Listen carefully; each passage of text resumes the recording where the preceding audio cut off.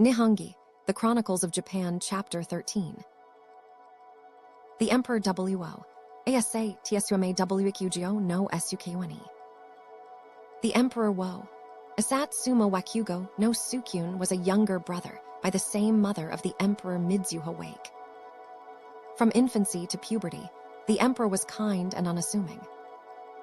When he attained to manhood, he became very ill and lost the free use of his limbs. The Emperor Midzuho Wake died in spring, the first month of the 5th year of his reign. Hereupon the ministers held council, saying, "There are at the present time the imperial princes Wo, Asatsumo Wakugo no Sukyun and Oho, Kusaka, children of the Emperor Oho, Sasaki. The imperial prince Wo, Asatsumo Wakugo no Sukyun, however, is the elder and of an affectionate, dutiful disposition. So they chose a lucky day and, kneeling down, offered him the imperial signet. The imperial prince Wo, Asatsumo Wakugo no Sukyun, declined it, saying, 'I am an unlucky man, long afflicted with a grievous disease, which I cannot shake off. I am unable to walk. Of myself, without informing the emperor, I have secretly treated my disease by self-mutilation, in the hope of getting rid of it, but still I am not healed.' Therefore the former emperor chid me, saying, 'What greater extreme of unfilialness can there be than this conduct of thine, in wantonly mutilating thy body because thou sufferest from disease? However long thou mayst live, thou must never succeed to the throne.' Moreover, the two emperors, my elder brothers, despised me and thought me a fool, as is known to all the ministers. Now the empire is a great organization.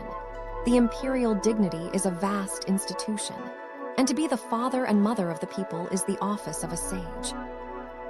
How can such a charge be given to a fool?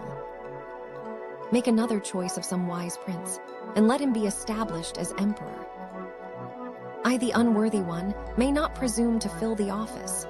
The ministers bowed down twice and said, 'Though imperial dignity should not be long vacant, the command of heaven should not be modestly refused.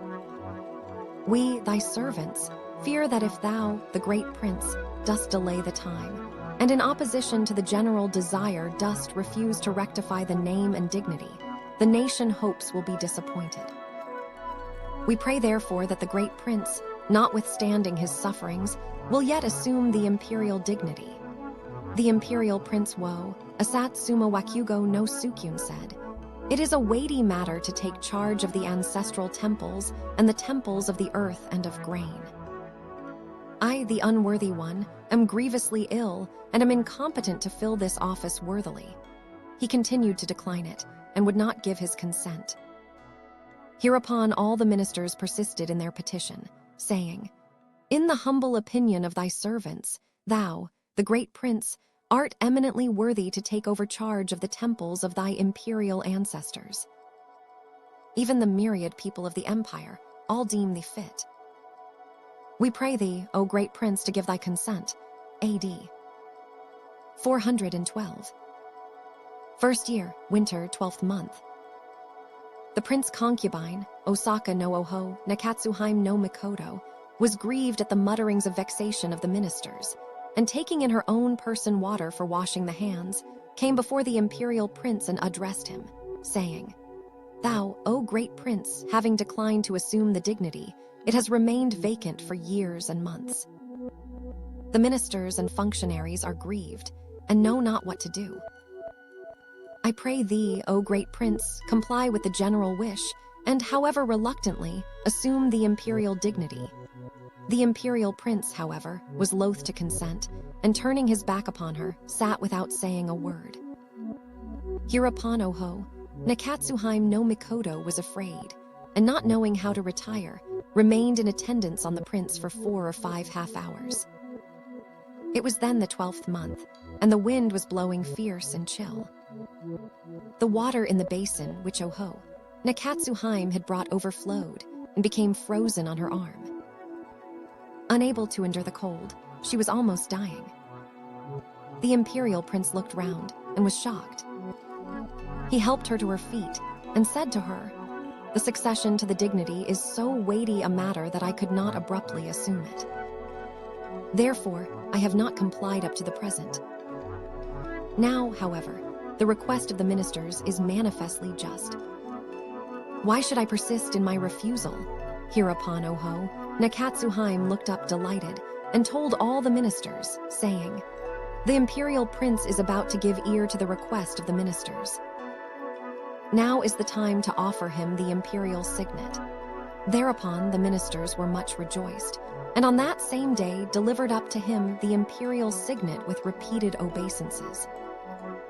The imperial prince said, "Ye ministers have, on behalf of the empire, made a joint request of unworthy me. How can I presume to persist in refusing it?" So he assumed the imperial dignity.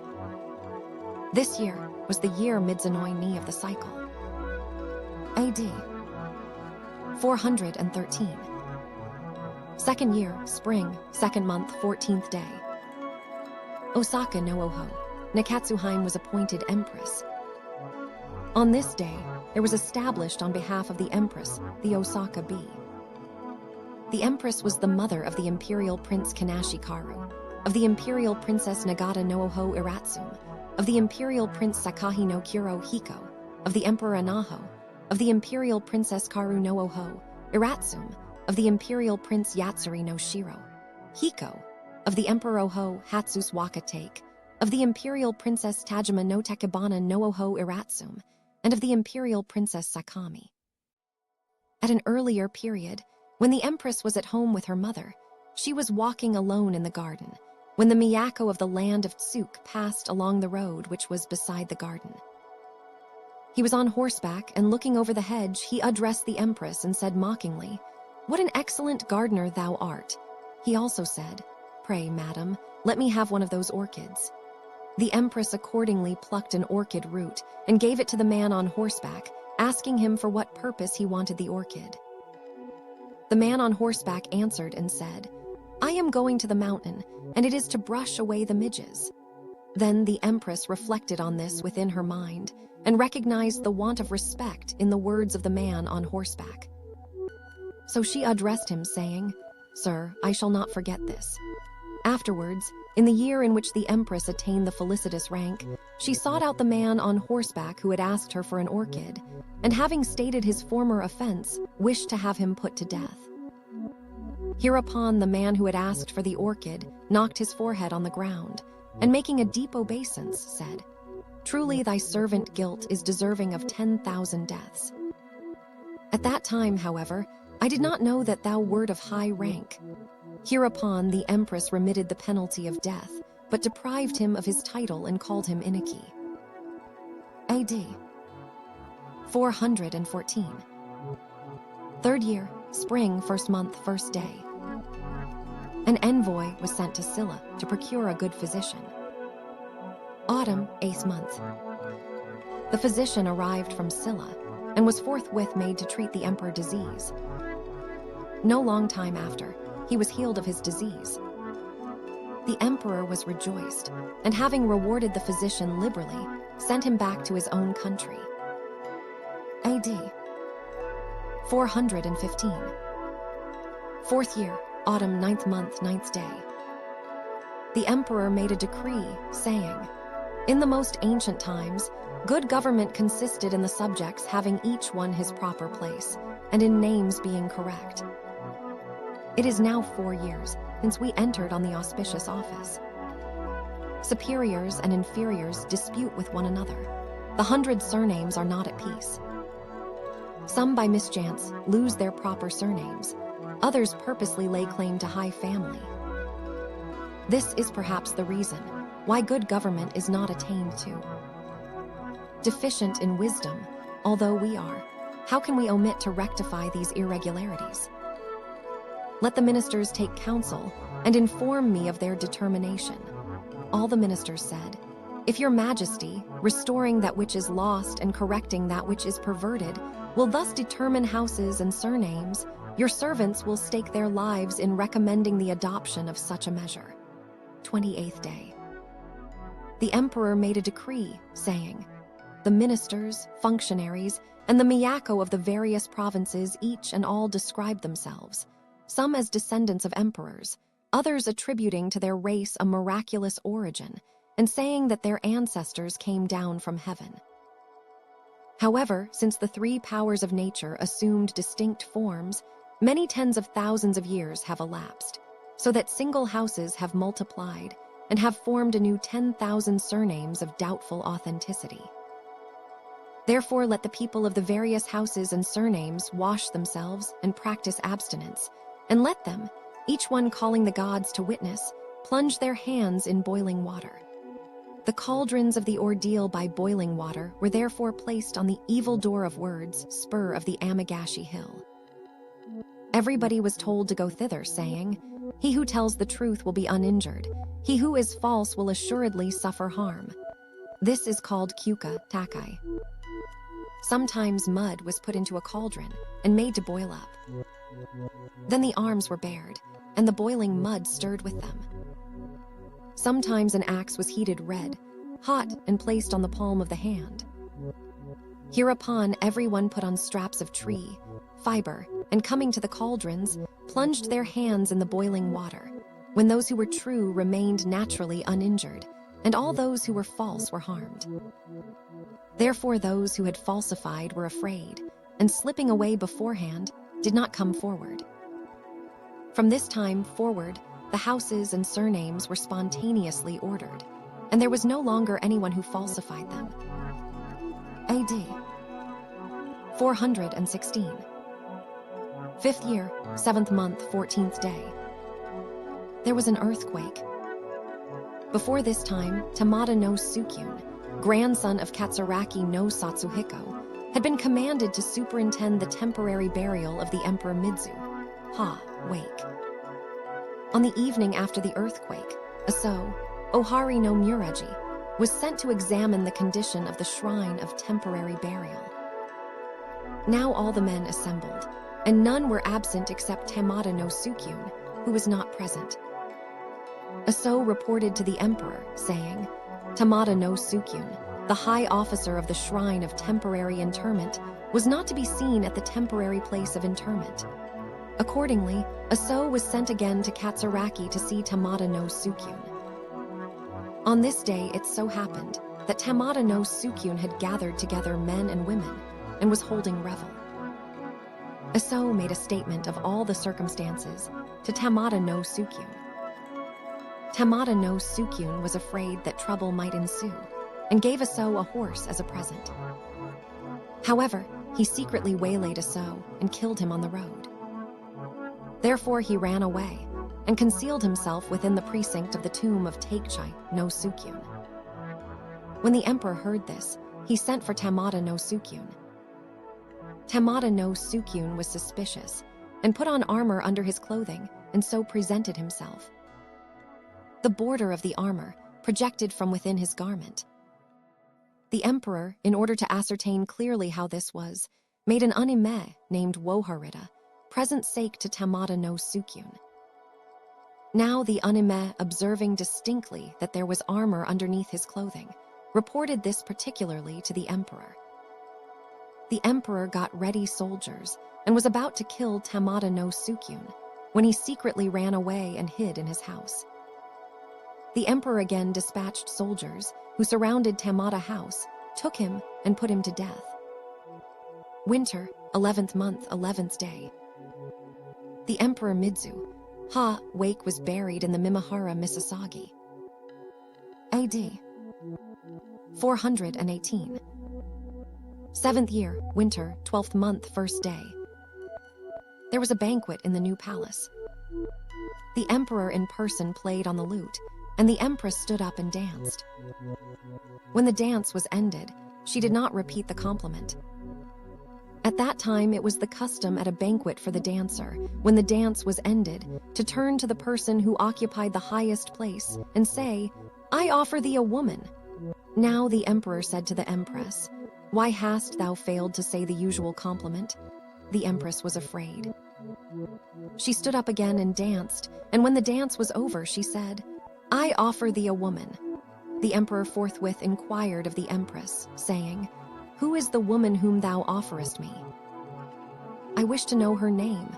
The empress could not help herself and addressed the emperor, saying, "It is thy handmaiden younger sister, whose name is Otoheim." Otoheim's countenance was of surpassing and peerless beauty. Her brilliant color shone out through her raiment, so that the men of that time gave her the designation of Satohori Aratsum. The emperor wishes had dwelt upon Satohori Aratsum, and therefore it was that he insisted on the empress offering her to him, while the empress, knowing this, was reluctant to make the compliment. Now the emperor was delighted, and the very next day he dispatched a messenger to summon Otoheim. At this time, Otoheim dwelt with her mother at Sakata in the land of Afumi. But she feared the feelings of the empress, and therefore refused to come. Again 7 times she was sent for, and yet she obstinately refused and did not come. Upon this the emperor was displeased, and again gave command to one of the Tonri, a Nakatomi named Akatsu no Omi, saying, "The damsel Otoheim, who was given to me by the empress, has not come although sent for. Do thou go thyself and bring Otoheim here with thee, and I will surely reward thee liberally." Hereupon Akatsu no Omi, having received the imperial command, withdrew, and having concealed a stock of provisions in his clothing, went to Sakata, where he prostrated himself in Otoheim courtyard and said, "By command of the emperor I summon thee." Otoheim answered and said, "Far be it from me not to fear the emperor command. But I am unwilling to hurt the empress' feelings. Thy handmaiden will not come, though it should cost her her life to refuse." Then Akatsu no Omi answered and said, "As thy servant has received the emperor commands, I must bring thee back with me. If I bring thee not back, I shall surely incur punishment.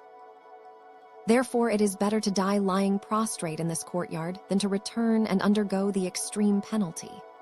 So for 7 days he lay prostrate in the courtyard, and although food and drink were offered to him, he refused to taste them, but secretly ate the provisions in his bosom.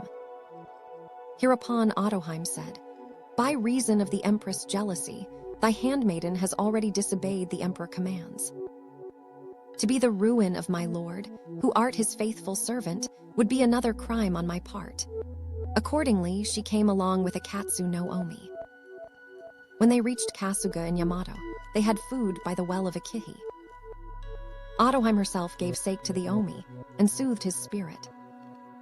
The Omi that same day arrived at the capital, and having lodged Otoheim at the house of Ankō, the Ata of Yamato, made his report to the emperor. The emperor was greatly rejoiced. He commended Akatsu no Omi and showed him liberal favor. The empress, however, showed her vexation, and Otoheim could therefore not approach the interior of the palace. Accordingly, a separate building was erected for her at Fujihara, and she dwelt there. On the night that the empress gave birth to the Emperor Oho, Hatsus, the emperor for the first time went to the Fujihara palace. The empress, hearing this, was angry and said, "Many years have passed since I first bound up my hair and became thy companion in the Hinder palace. It is too cruel of thee, O emperor. Wherefore, just on this night when I am in childbirth and hanging between life and death, must thou go to Fujihara?" So she went out, set fire to the parturition house, and was about to kill herself. The emperor, hearing this, was greatly shocked and said, "We are wrong." So with explanations he soothed the mind of the empress. AD 419. 8th year, spring, 2nd month. The emperor went to Fujihara and secretly observed how matters were with Satohori Aratsum. That night Satohori Aratsum was sitting alone, thinking fondly of the emperor. Unaware of his approach, she made a song, saying, "This is the night my husband will come." The little crab, the spider action to night is manifest. The emperor, when he heard this song, was touched by it, and made a song, saying, "Loosening and removing the brocade sash of small pattern, not often have I slept, but one night only." The next morning, the emperor looked at the cherry flowers beside the well, and made a song, saying, As one loves the cherry sweet of blossom, did I love another, then her I should not love, the girl whom I love. This came to the empress' ear, and she was very wroth. Hereupon Satohori Aratsum addressed the emperor, saying, "Thy handmaiden desires to be always near the royal palace, and night and day without ceasing to view the glory of your majesty. But the empress, being thy handmaiden elder sister, is, on her account, continually resentful towards your majesty, and is also vexed because of thy handmaiden. I pray therefore that I may be removed far from the royal dwelling, and I wish to live at a distance." This might perhaps cause the empress' jealousy somewhat to abate. The emperor forthwith built anew a palace in Chinu in Kahachi, and made Satohori Aratsum to dwell there. And for this reason he frequently went, hunting to the moor of Hine. AD 420. 9th year, spring, 2nd month. The emperor made a progress to the palace of Chinu. Autumn, 8th month. The emperor made a progress to Chinu. Winter, 10th month. The emperor made a progress to Chinu. AD 421. 10th year, spring, 1st month. The emperor made a progress to Chinu. Hereupon the empress addressed him, saying, "Thy handmaiden is not a whit jealous of her younger sister. Only she fears that the people may be distressed by your majesty frequent progresses to Chinu. I humbly pray thee to diminish the number of thy visits." Thereafter his excursions thither were infrequent. AD 422. 11th year, spring, 3rd month, 4th day. The emperor made a progress to the palace of Chinu. Satohori Aratsum made a song, saying, "For ever and ever, oh, that I might meet my lord. As often as drift, beachward the weeds of the shore of ocean." Then the emperor spake to Satohori Aratsum, saying, "No other person must hear this song." For if the empress heard it, she would surely be greatly wroth. Therefore the men of that time gave a name to the shore, weed, and called it Nun Nari, Ahi, Mo. Before this time, when Satohori Aratsum dwelt in the palace of Fujiwara, the emperor commanded Ohitomo Muruya no Mureji, saying, "Of late we have gotten a beautiful woman, the younger sister of the empress by the same mother. In our heart we dearly love her, and it is our desire that her name should be handed down to after ages. How can this be done?" In accordance with the imperial command, Muruya no Mureji proposed a plan for the emperor approval. Consequently, the Miyako of the various provinces were charged to establish Fujiwara-bi on behalf of Satohori Hime. AD 425. 14th year, autumn, 9th month, 12th day. The emperor hunted in the island of Ahaji.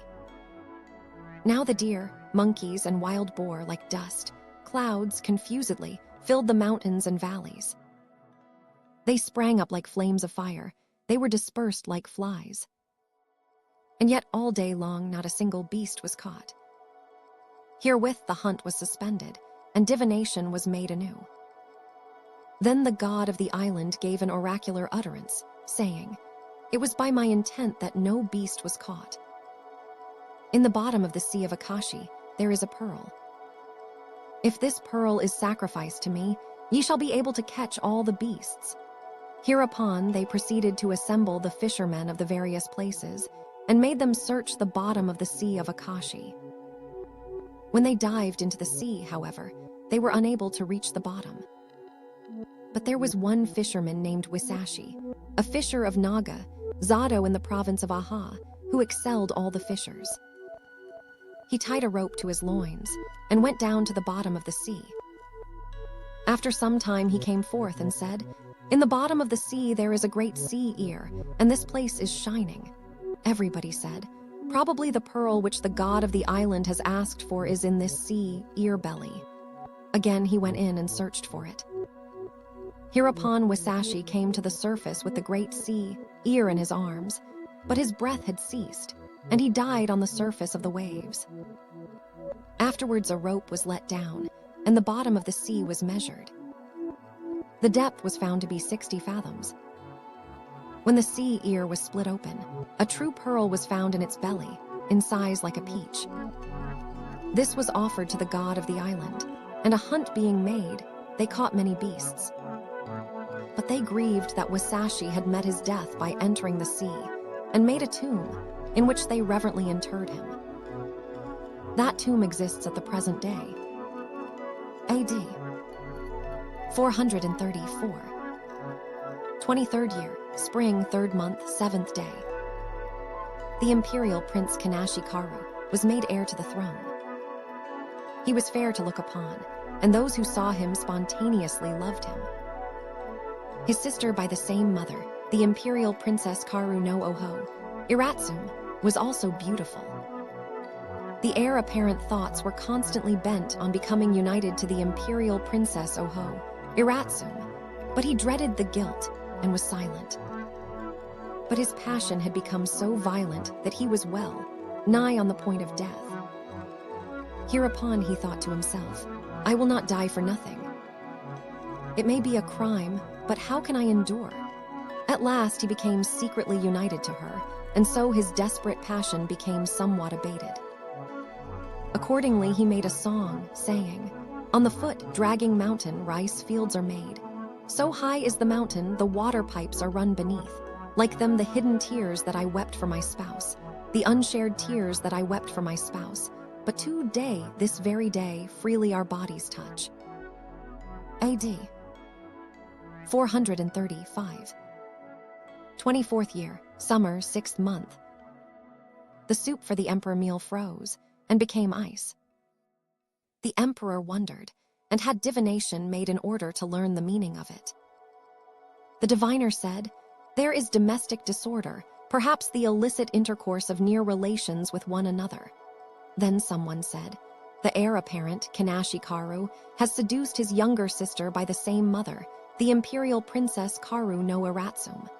So examination was made, and it was found that these words were true. The heir apparent being the successor to the throne, it was impossible to punish him, so the imperial princess Karu no Iratsum was banished to Ingyō. At this time the heir apparent made a song, saying, I, the great lord, to an island am banished. Remaining behind in the ship, I will certainly come back again. Let my bed be respected, let my spouse be respected. Again he made a song, saying, The maiden of Karu, if she wept violently, men would know of it. Like the doves of Mount Hasa, she weeps with a suppressed weeping. AD 453. 42nd year, spring, 1st month, 14th day. The emperor died. His years were many. Now the king of Silla, when he heard that the emperor had died, was shocked and grieved, and sent up 80 tribute ships with 80 musicians of all kinds. They anchored at Tsushima and made great wail. When they arrived in Tsukushi, they again made great wail. Anchoring in the harbor of Naniha, they all put on plain white garments, and bringing all the articles of tribute and stringing their musical instruments of all kinds, they proceeded from Naniha to the capital.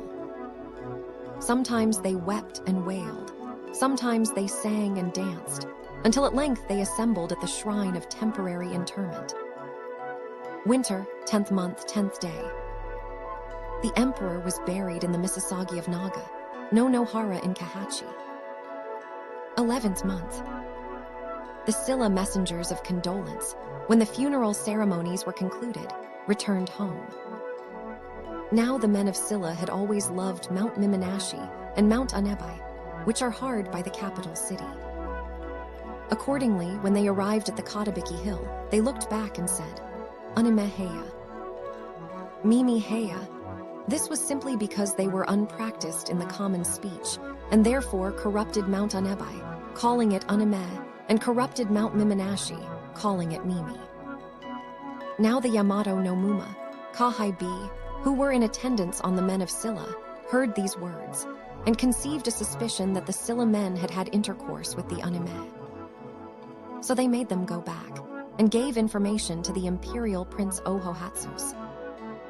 The imperial prince straightway threw the Scylla messengers everyone into prison and put them to an examination. Then the Scylla messengers made a statement, saying, "We have done the Unime no harm. Our words were simply expressive of our love for the two mountains close to the capital." Upon this, it was recognized that the charge was groundless, and they were all released. But the people of Scylla resented it greatly, and further reduced the kinds of articles sent as tribute and the number of ships. Misasagi of Ingyō. Misasagi of Ingyō. The Emperor Anaho. The Emperor Anaho was the second child of the Emperor Wo, Asatsumawaku, Go no Sukyun. One account says, the third child. His mother name was Saka no Oho Nakatsu Haim no Mikoto.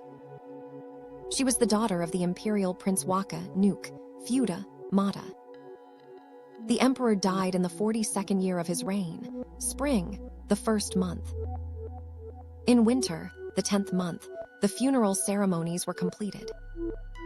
At this time, the heir apparent was guilty of a barbarous outrage in debauching a woman.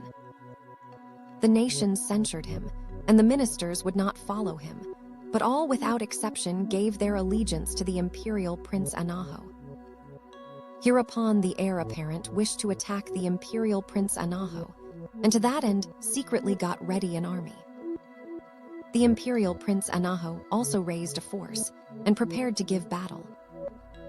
It was at this time that the terms Anaho Arrow Notch and Karu Arrow Notch began. Now the heir apparent, knowing that the ministers would not follow him, and that the people were uncompliant, went away and hid in the house of the Mononobe, Ohamash no Sukyun. The imperial Prince Anaho, hearing this, forthwith surrounded it. Ohamash no Sukyun came forth from the gate to meet him, upon which the imperial Prince Anaho made a song, saying, "To Oho Mahiwo Mah Sukyun metal, gate shelter, thus let us repair, and wait till the rain stops." Ohamahi no Sukyun made a song in answer, saying, "Because the courtier garter, bell has fallen off, the courtiers make a noise. Ye country folks also beware." So he addressed the imperial prince, saying, "I beseech thee, harm not the heir apparent. Thy servant will advise with him." Accordingly, the heir apparent died by his own hand in the house of Ohamath no Sukyun. One account says that he was banished to the land of Iyo. 12th month, 14th day. The imperial Prince Anaho assumed the imperial dignity, and the empress was honored with the title of Grand Empress. The capital was forthwith removed to Isanakami. It was called the Palace of Anaho. At this time, the imperial Prince Ohohatsus wished to betroth to him the daughters of the Emperor Midzuha, Wake. Hereupon the imperial princesses answered and said, "Thou, my lord, art much given to violence, and to sudden fits of anger, so that he who sees thee in the morning is slain in the evening, and he who sees thee in the evening is slain in the morning. Now thy handmaidens' countenances are not distinguished for beauty, nor their minds for cleverness. If in manners and speech we should be no whit agreeable to the princely expectation, how shouldst thou receive us to thy intimacy? For this reason we are unable to obey thy commands." To the last they kept out of his way, and would not give ear to him. A.D. 454. First year, spring, 2nd month, 1st day. Hereupon the imperial Prince Ohokusaka answered and said, "Thy servant has for some time suffered from a severe illness, which cannot be healed.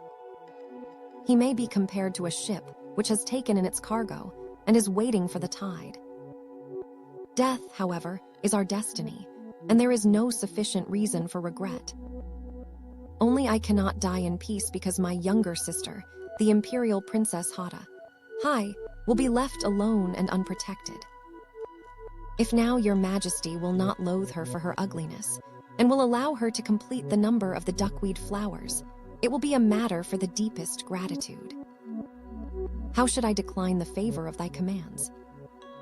In order, therefore, to show my sincerity, I offer thee my private treasure, called the Ashiki jewel head, dress, which I make so bold as to present to thee by the hand of Nihongi, the minister whom thou didst send to me. I beg thee to accept of it, although it is an object of no value, as a token of my good faith. Hereupon Nihongi, when he saw the Ashiki jewel head, dress, was struck with its beauty, and the thought occurred to him of stealing it and making it his own treasure. So he falsely represented to the emperor, saying, "The imperial prince Ohokusaka refused to obey thy orders, and spake to thy servant, saying, Shall he, though of the same house, have my younger sister to wife?" Having done so, he retained the jewel head dress and did not present it to the emperor, but made it his own. Hereupon the emperor believed Nihongi's slanderous words, and was greatly wroth. He raised an armed force, with which he surrounded the house of the imperial prince Ohokusaka, and slew him.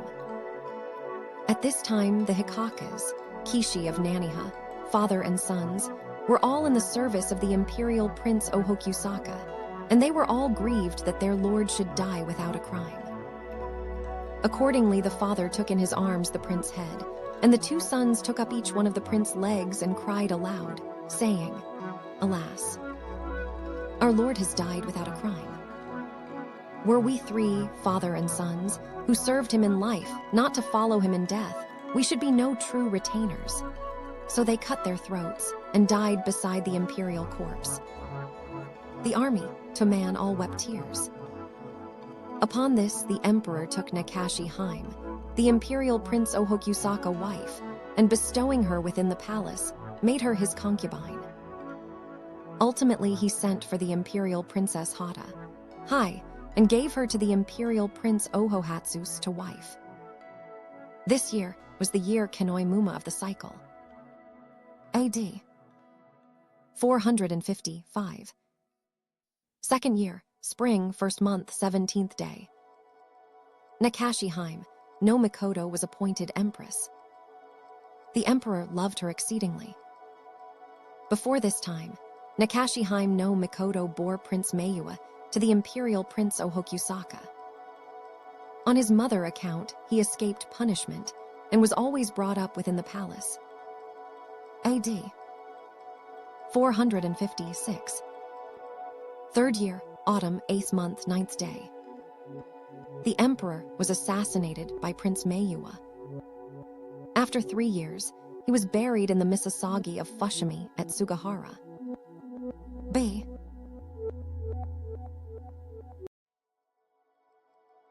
Nihongi, The Chronicles of Japan, Chapter 14.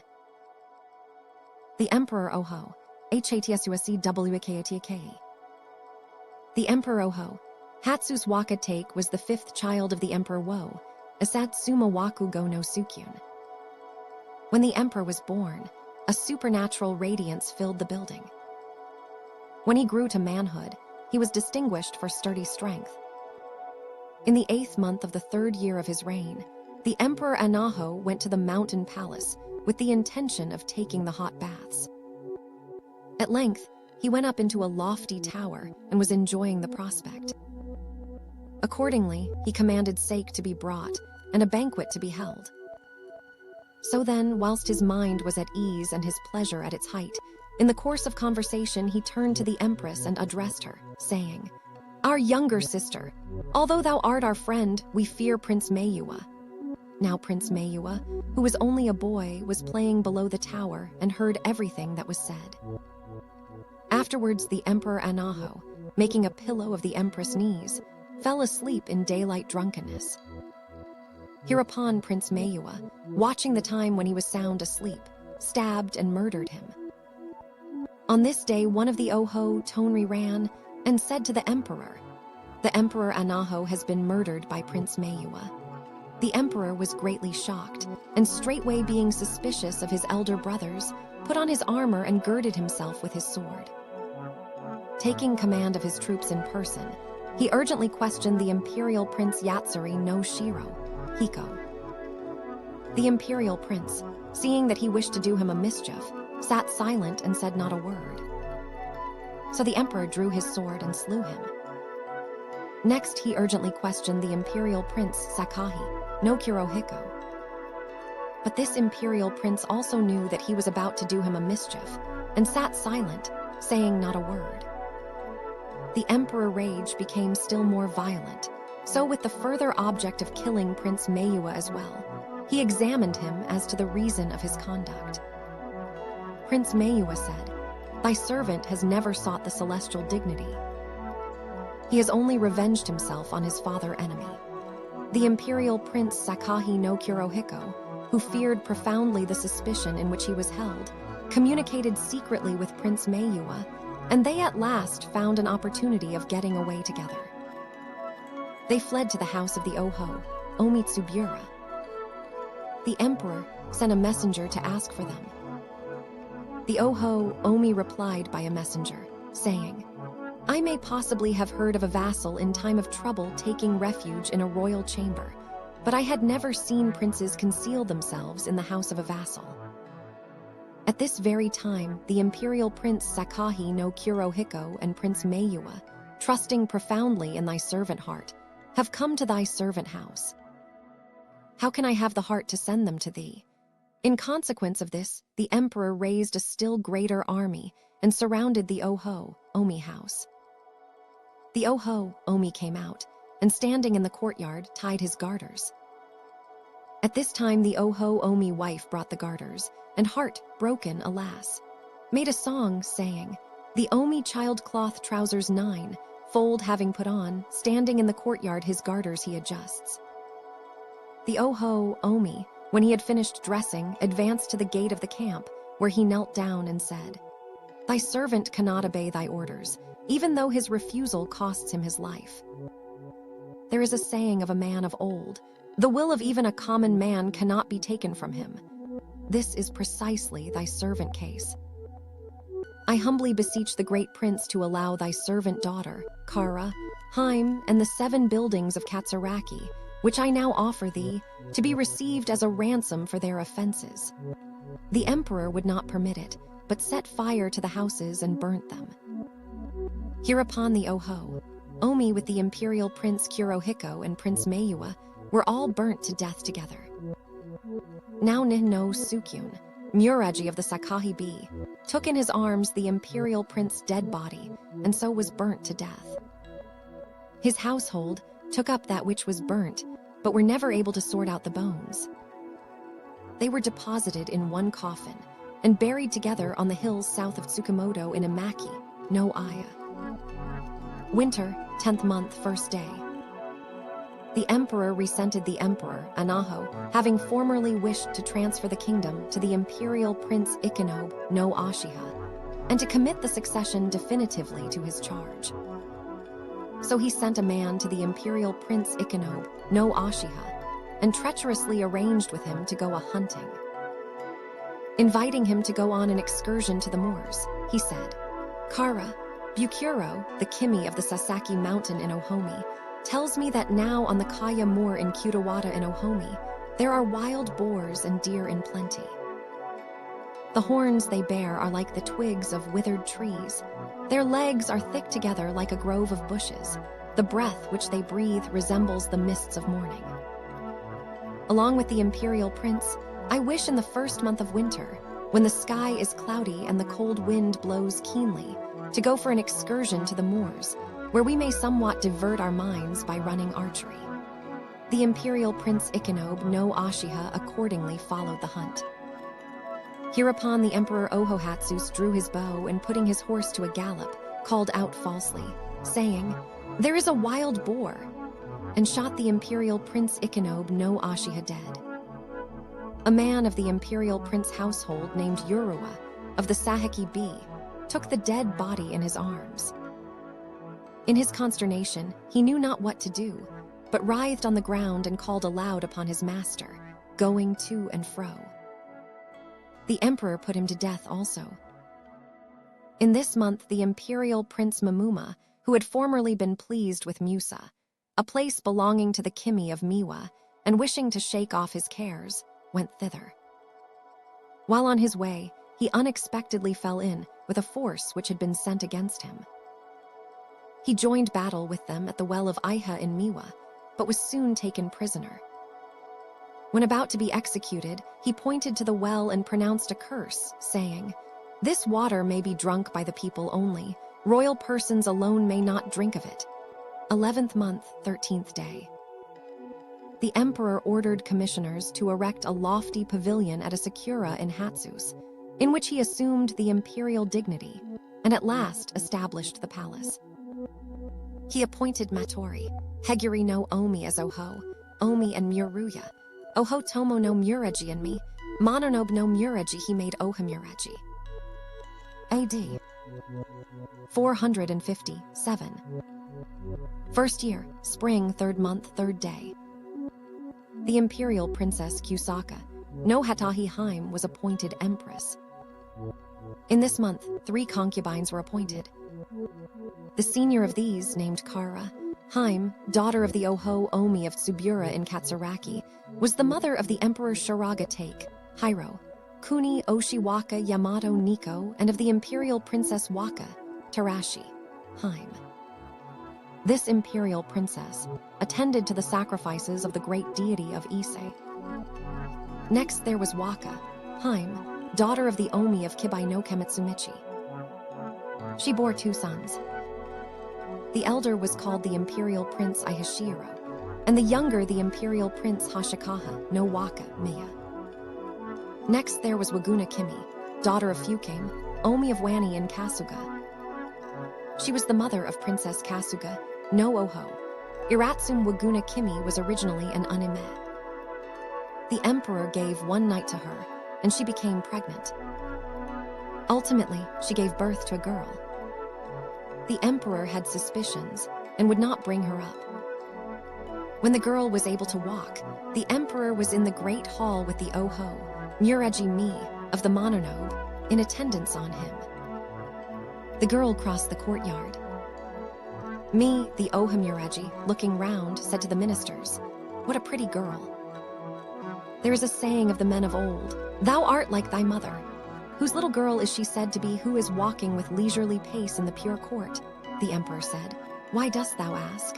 Mino Oha Muraji answered and said, "When thy servant looks at this little girl walking, she appears to him strongly to resemble the emperor." The emperor said, "Everyone who sees her makes the same remark." Sed in solitum est, quam I unum solium noctum dederim, eam concepis et filium pepperis.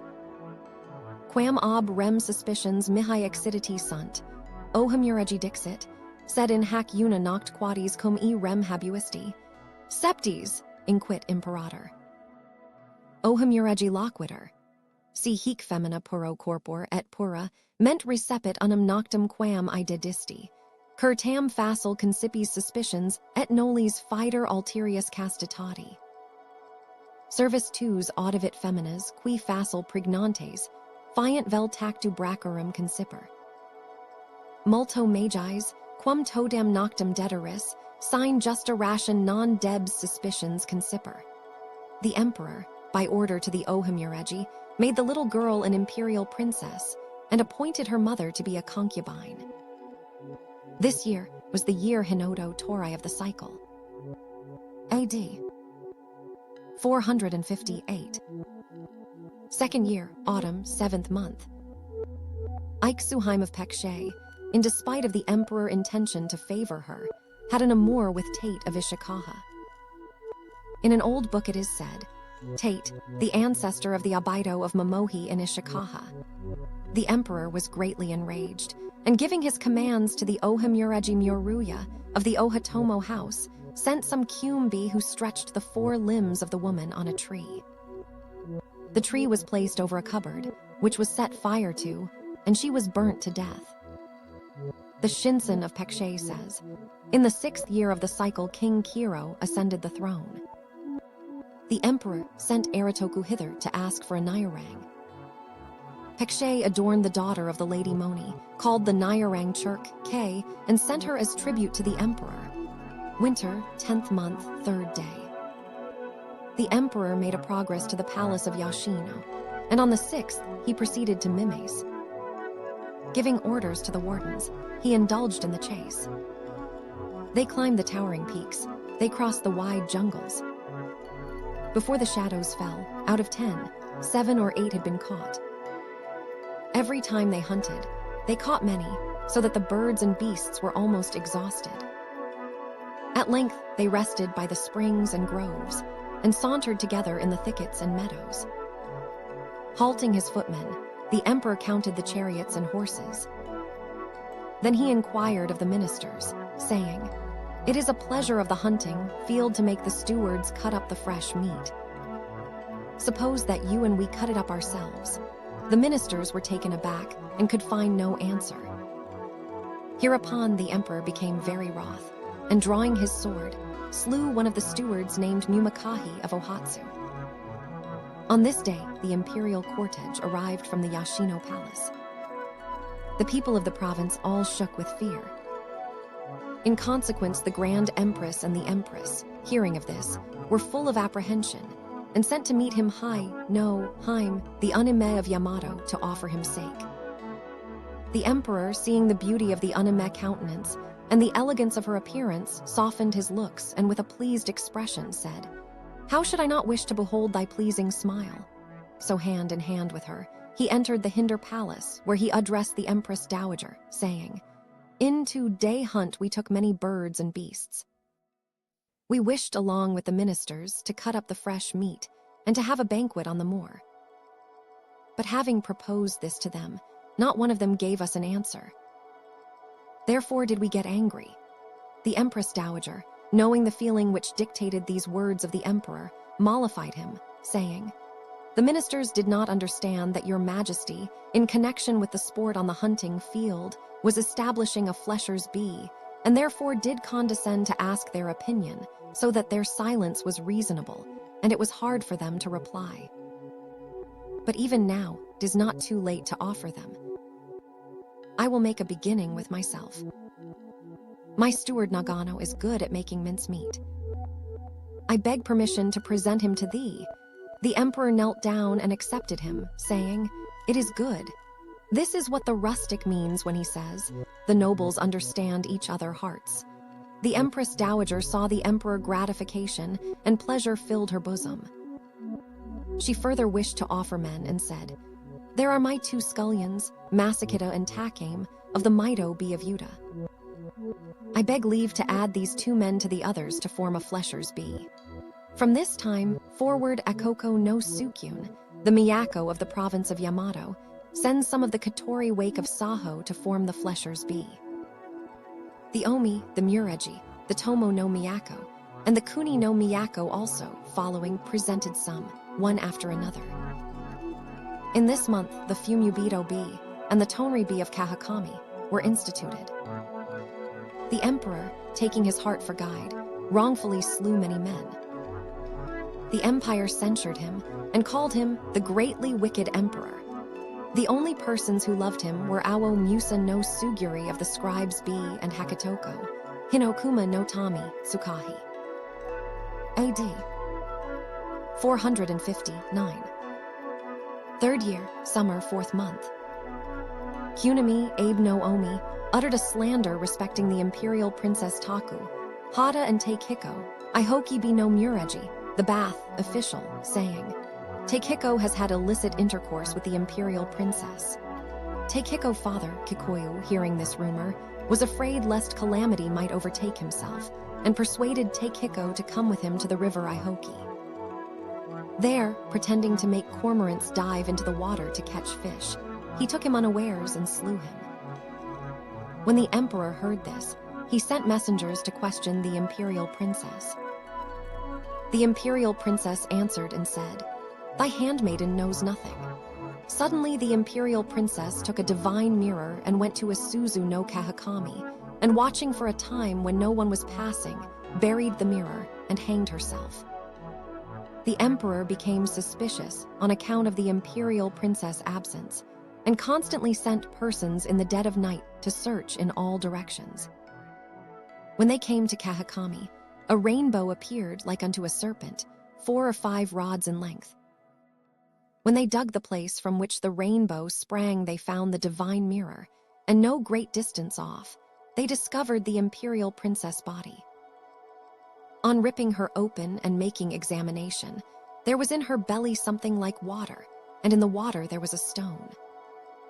Kikoyu was thus enabled to establish his son innocence, but on the other hand, he had remorse for having slain him. He revenged him by killing Kunimi, and then fled and hid in the shrine of Isanakami. AD 460. 4th year, spring, 2nd month. The emperor went hunting with bow and arrows on Mount Katsuraki. Of a sudden, a tall man appeared, who came and stood over the Vermilion Valley. In face and demeanor, he resembled the emperor. The emperor knew that he was a god, and therefore proceeded to inquire of him, saying, "Of what place art thou, Lord?" The tall man answered and said, "I am a god of visible men." "Do thou first tell thy princely name, and then in turn I will inform thee of mine." The emperor answered and said, "We are Wake, take no Makoto." The tall man next gave his name, saying, "Thy servant is the god Hido Kodo Nashi." He finally joined him in the diversion of the chase. They pursued a deer, and each declined in favor of the other to let fly an arrow at him. They galloped on, bit to bit, using to one another reverent and respectful language, as if in the company of genii. Herewith the sun went down, and the hunt came to an end. The god attended on the emperor, and escorted him as far as the water of Kume. At this time the people all said, "An emperor of great virtue, autumn, 8th month, 18th day." The emperor made a progress to the palace of Yashino. 28th day. He made a progress to Kahakami, no Ono, where he commanded the forest wardens to drive the wild beasts. He lay in wait hoping to shoot them himself, when a gad fly came swiftly flying. Then a dragon fly flew thither suddenly, bit the gad fly and went away with it. But soon a dragon fly that gad fly did bite. Even a creeping insect waits upon the great lord. Thy form it will bear, O Yamato, land of the dragon fly. One book has instead of the great presence, the great lord. One book has instead of stood at his throne, remained in his throne. One book has instead of from even a creeping insect to the end the following, that in this wise it should be famous, the heaven, filling land of Yamato was called the land of the dragon fly. Therefore in honor of the dragon, fly this place was called Akitsuno.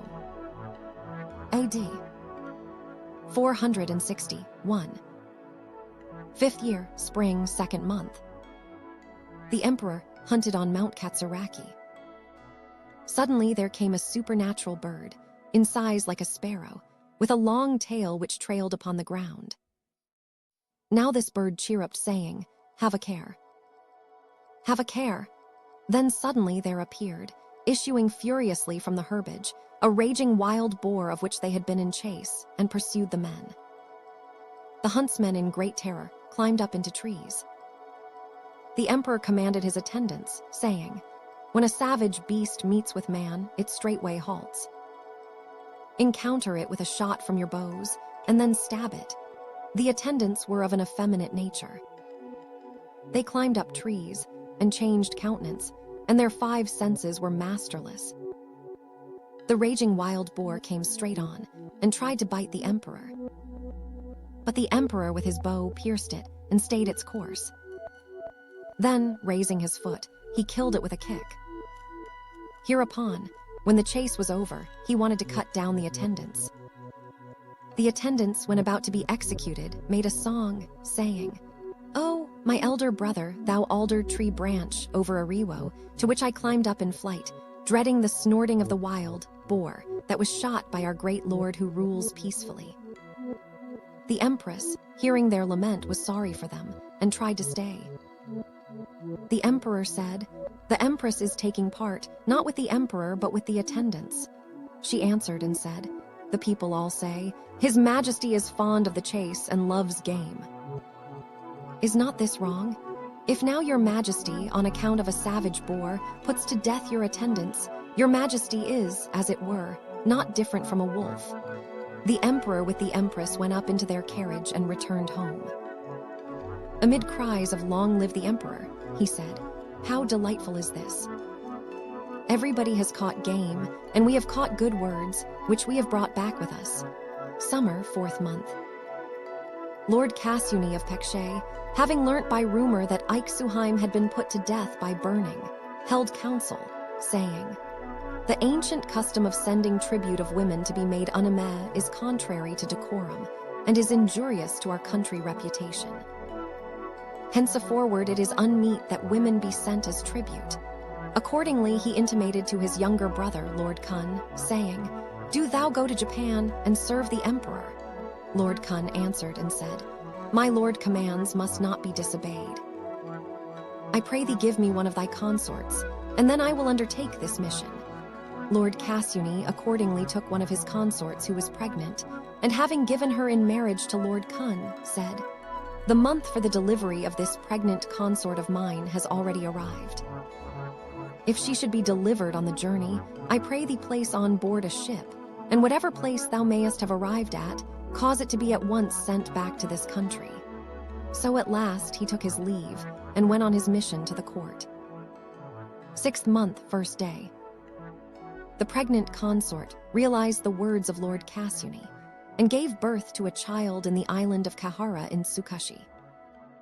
So this child was given the name of Lord Shima. Upon this, Lord Kun straightway took a ship, and sent Lord Shima to his country. He became King Munyarm. The people of Pekshe call this island Chudo. Autumn, 7th month. Lord Kun entered the capital. After this, he had 5 children. The Pekshe Shinsen says, "In the year Kanodo Ushi King Kiro sent his younger brother, Lord Konchai, to Great Wa to wait upon the emperor and to confirm the friendship of former sovereigns." AD 462, 6th year spring, 2nd month, 4th day. The emperor made an excursion to the small moor of Hatsus. There, viewing the aspect of the hills and moors, in an outburst of feeling, he made a song, saying, "The mountains of Hatsus, the secluded, they stand out excellent mountains. They run out excellent mountains. The mountains of Hatsus, the secluded, are full of various beauties. Hereupon he gave a name to the small moor, and called it Michai no Ono. 3rd month, 7th day. The emperor wished to make the empress and his concubines plant mulberry trees with their own hands, in order to encourage the silk industry. Hereupon, he gave orders to Sukaru to make a collection of silkworms throughout the country. Now Sukaru made a mistake and collected babies, which he presented to the emperor. The emperor laughed greatly and gave the babies to Sukaru, saying, "Do thou bring them up thyself." Accordingly, Sukaru brought them up hard by the palace enclosure. So he was granted a title, and was called Chihisako Bino Mureji. Summer, 4th month. The land of Wu sent envoys with tribute. AD 463. 7th year, autumn, 7th month, 3rd day.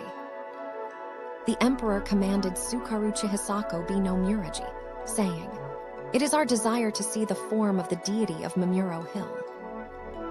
Thou dost excel in strength of body. Go thyself, seize him, and bring him here." Sukaru answered and said, "I will make the attempt and go to seize him."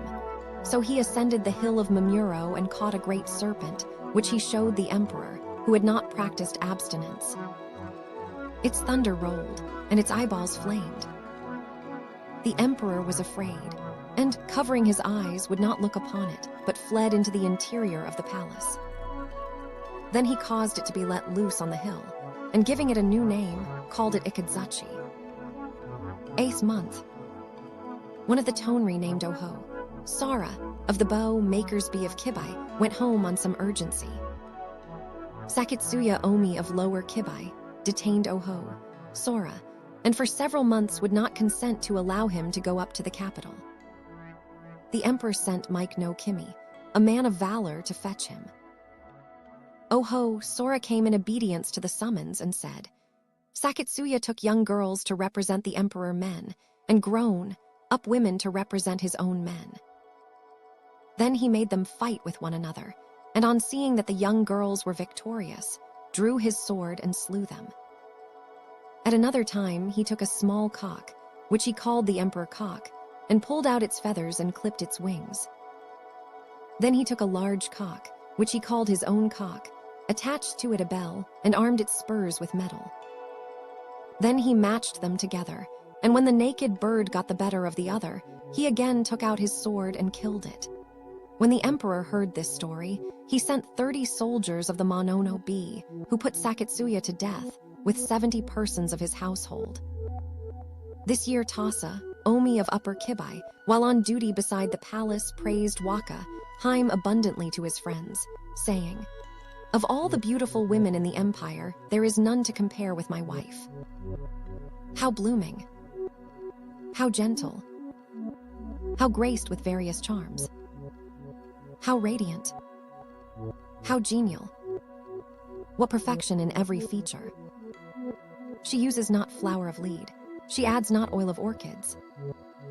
Through the wide ages her equals are but few. In the present day she stands alone and peerless." The emperor inclined his ear, and listening from a distance, rejoiced in his heart. So with the object of obtaining Waka, Haim for himself, and making her one of his concubines, he appointed Tasa governor of Imna and promptly favored Waka, Haim. When Tasa no Omi wedded Waka, Haim she bore to him Yi Kimi and Odo Kimi. Another book says, Tasa no Omi wife by name Ki, Haim was the daughter of Tamado no Tsukyun, son of Katsuraki no Satsuhiko. The emperor, hearing of the serene beauty of her form, slew her husband and wedded her himself. After Tasa had arrived at his post, he learnt that the emperor had married his wife, and with the object of obtaining succor, he went to Silla, which at that time did not do service to the central land. The emperor gave orders to Tasa no Omi's son Adakimi, and also to Akawo Kibai no Ama no Atah, saying, "Do ye go and chastise Silla."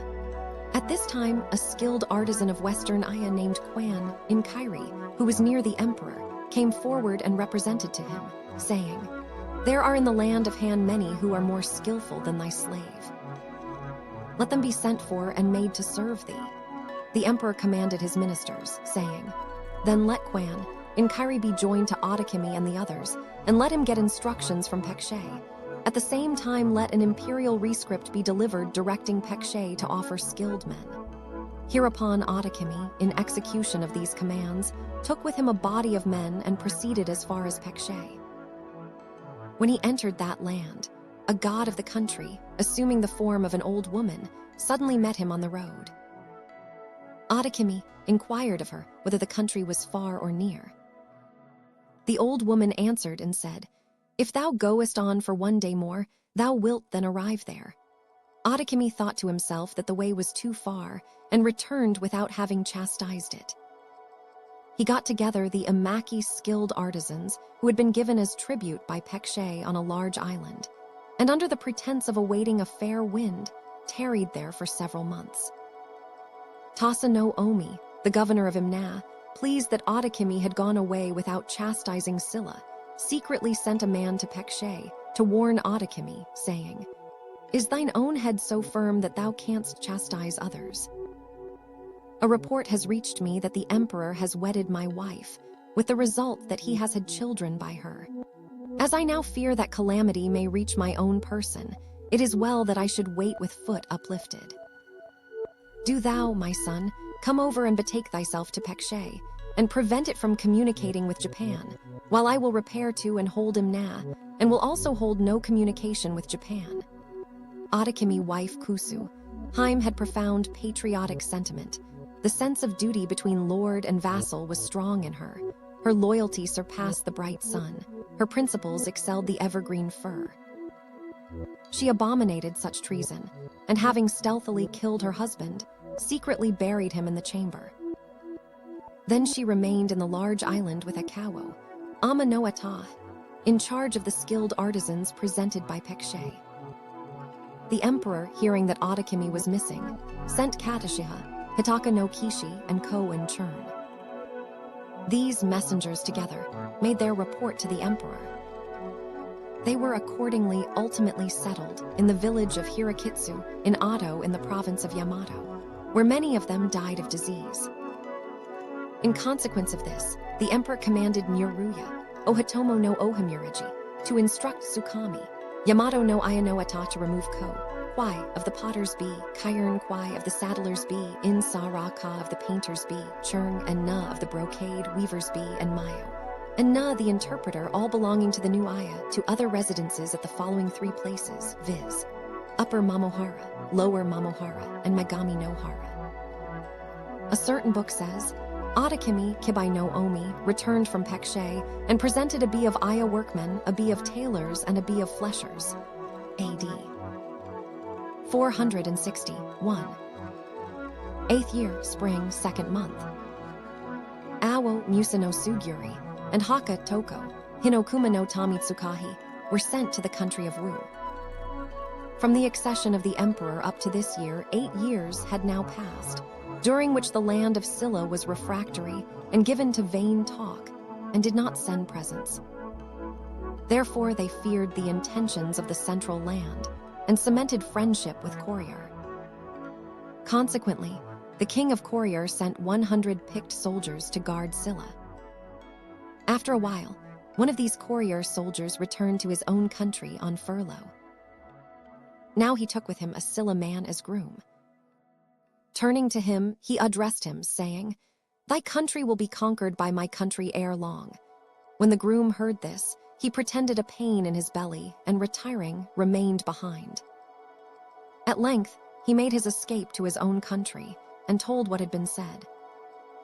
Hereupon the king of Silla knew that courier guard was mere pretense, and sent messengers to run and tell the people to kill the cocks kept in their houses.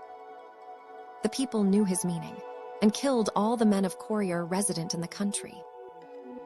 Only one courier man was left, who seized an opportunity to effect his escape and flee to his own country, when he told the whole story. The king of Courier accordingly raised an army and encamped by the city of Hayuk, Chang, Nayu. At length they made music, with song and dance. Hereupon the king of Silla, hearing in the night the courier army singing and dancing on all sides, became aware that the enemy had occupied the whole land of Silla. So he sent a man to the king of Imna, saying, "The king of Courier has attacked our country." At this present time, like the fringes sewn on a flag, the condition of the land is more precarious than that of a pile of eggs. The thread of life is short and may not at all be reckoned. I humbly beg that the Japanese authorities will assist me with war generals. Accordingly, the king of Imna persuaded Ikaruga, Kashihade no Omi, Wanashi, Kibai no Omi, and Akamiko, Naniha no Kishi to go to the assistance of Silla. Kashihade no Omi and the others halted before they reached the camp, and before the courier generals had fought with Kashihade no Omi and the others, they were all afraid. So Kashihade no Omi and his colleagues did their best to keep the troops in good heart, and urged them to get ready the means of attack. Then suddenly, they advanced and took the offensive. For more than 10 days they, and the courier men kept watch on one another. When night came on, they pierced a steep place, and made a hollow way, along which they passed all the baggage wagons and prepared an ambush. At dawn the courier men thought to themselves, "Kashihade no Omi and the others are stealing away." So they came in pursuit with their whole army. Then the troops in ambush, both horse and foot, were let go, and taking them from both sides, put them to a great rout. It was from this that the enmity between the two countries sprang. Kashihade no Omi and his colleagues spake to Silla, saying, "Thou with the utmost weakness wert pitted against the utmost strength, and had it not been for the assistance of the government troops, thou wouldst assuredly have been taken at a disadvantage, and thy territory annexed. By this campaign be warned never in future to be disobedient to the celestial court." AD 465. 9th year, spring, 2nd month, 1st day. Katabu, a Fushi Kahachi no Etath, and an Unime were sent to sacrifice to the deity of Monogata. Katabu and the Unime, having arrived at the altar place, were about to perform the rites when Katabu debauched the Unime. When the emperor heard this, he said, "When we sacrifice to the gods and invoke from them blessings, should we not be watchful over our conduct?" So he sent Naniha no Hidaka no Kishi to put him to death. But Katabu straightway took to flight and was not to be found. The emperor again sent Tyoho, Yuge no Mureji, who searched the districts of that province far and wide, and at length caught and slew him at Aoi no Hara in the district of Mishima. 3rd month. The emperor desired to chastise Silla in person, but a god warned him, saying, "Go not." For this reason the emperor did not carry out his intention of going, but gave orders to Kai no Woyumi no Sukyun, Soga no Karako no Sukyun, Ohatomo no Katari no Mureji, and Wakahi no Sukyun, saying, "Silla occupies the western land. Age after age he has done us homage. He did not neglect visits of ceremony. His payment of tribute was duly discharged. But since we have come to rule the empire, he has betaken himself beyond Tsushima and concealed his traces outside of Chamna. He prevents courier from sending tribute. He devours the walled cities of Pekshe. Nay, more, his missions of ceremony to this court have been neglected, and his tribute remains unpaid. With the savage heart of the wolf, he flies away when satiated, and sticks fast when starving. I appoint you 4 ministers to be generals. Take a royal army and chastise him. Let the punishment of heaven be reverently executed." Hereupon Kai no Woyumi no Sukyun laid a complaint before the emperor through Ohatomo no Muruya no Ohamureji, saying, "Thy servant, although feeble and incompetent, will respectfully obey the emperor orders. But now thy servant wife has departed this life, and there is nobody to take care of thy servant. Do thou, my lord, I beseech thee, represent this matter fully to the emperor." Hereupon Ohatomo no Muruya no Ohamureji represented it fully. When the emperor heard this complaint, he uttered a sigh of pity. He took an Unime from the hither province of Kibai, Ohomi by name, and giving her to Kai no Woyumi no Sukyun, attached her to his person to take care of him. So at length, he sent him off with a shove to his axle. Kai no Woyumi no Sukyun and the rest accordingly entered Silla, butchering as they went the districts along their way. The king of Silla heard by night on all sides the drums of the government army, and becoming aware that they had completely conquered the land of Tak, fled in confusion with several hundred cavalry. Thereby ensued a great defeat. Woyumi no Sukyun pursued, and slew the enemy general in the midst of his army. The whole land of Tak was reduced to order, but there was a remainder which would not submit. Kai no Woyumi no Sukyun again withdrew his troops, and having effected a junction with Ohatomo no Katari no Mureji and the others, they again, with a great display of forces, fought with the remaining band.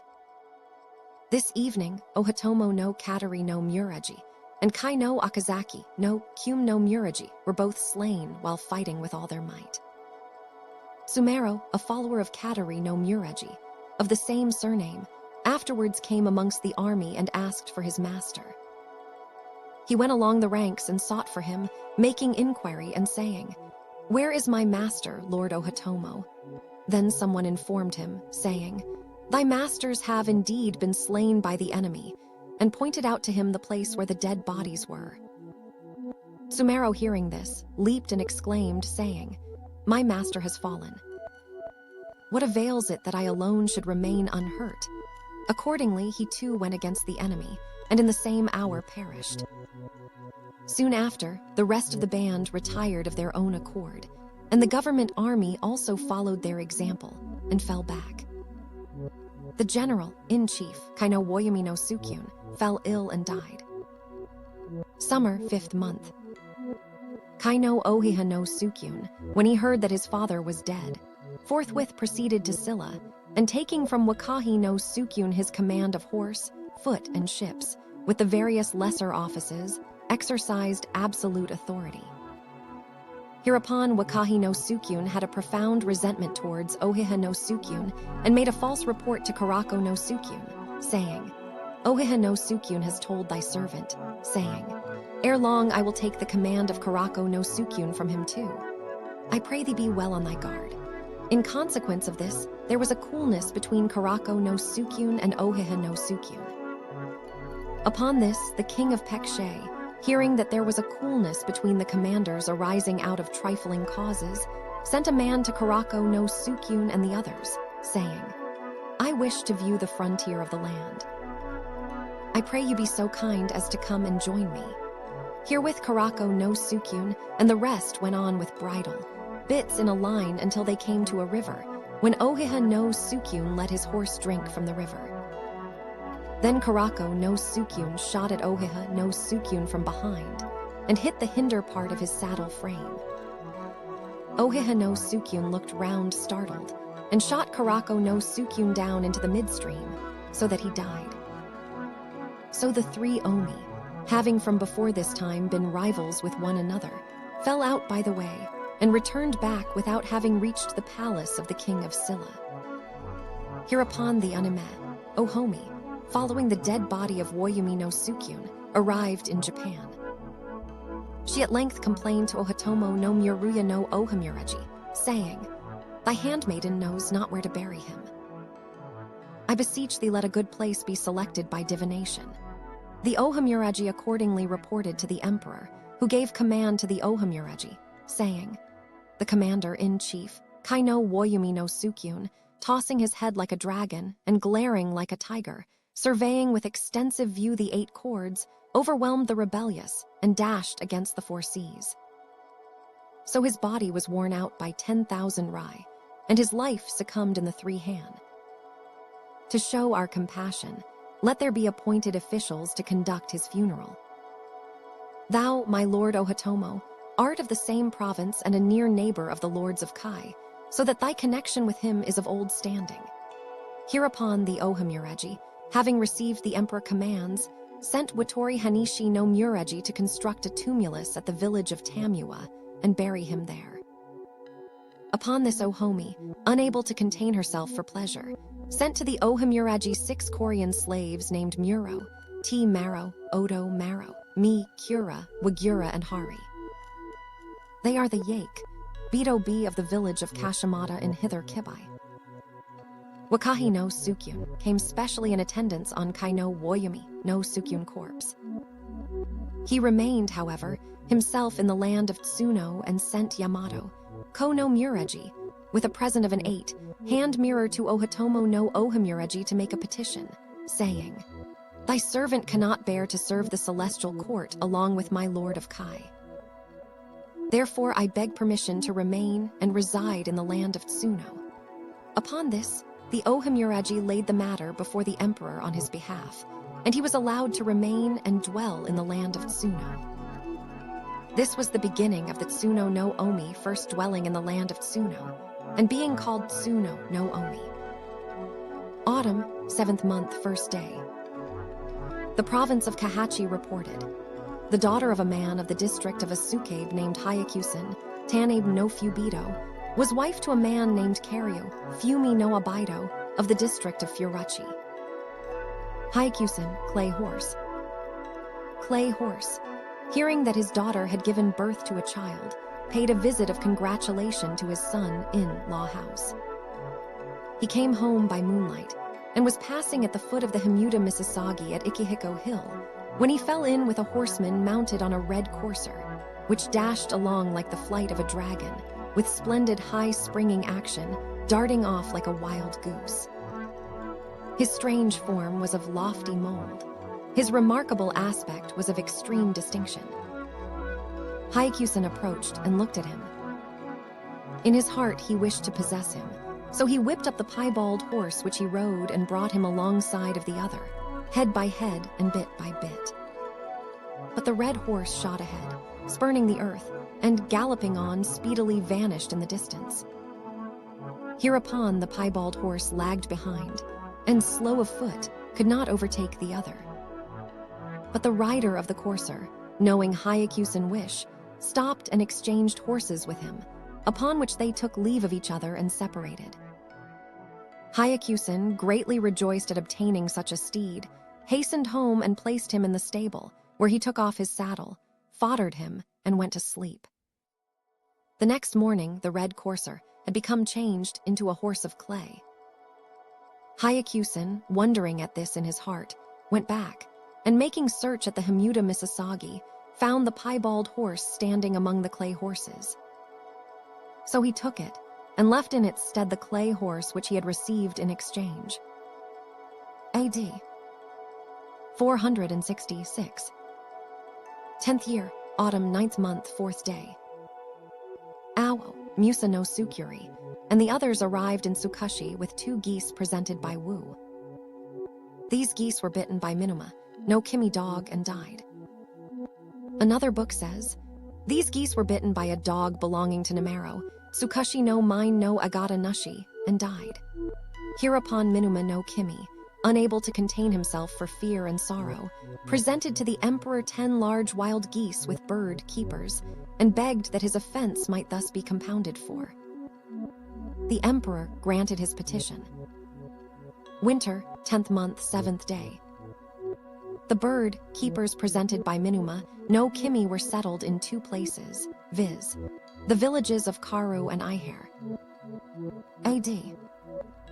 467. 11th year, summer, 5th month, 1st day.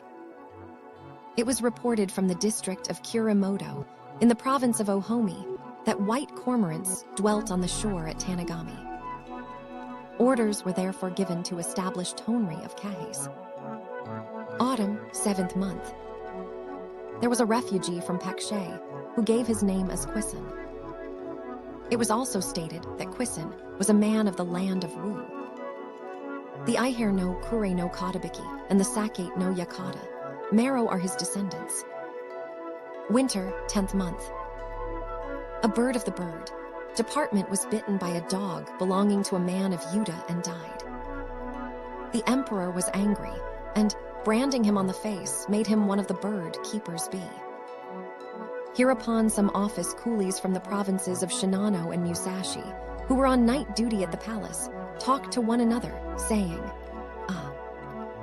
in our country we pile up birds as high as a small tumulus and eat of them morning and evening, but still some are left. Now, for the sake of one bird, the emperor has branded a man on the face. He is a very unjust and wicked master.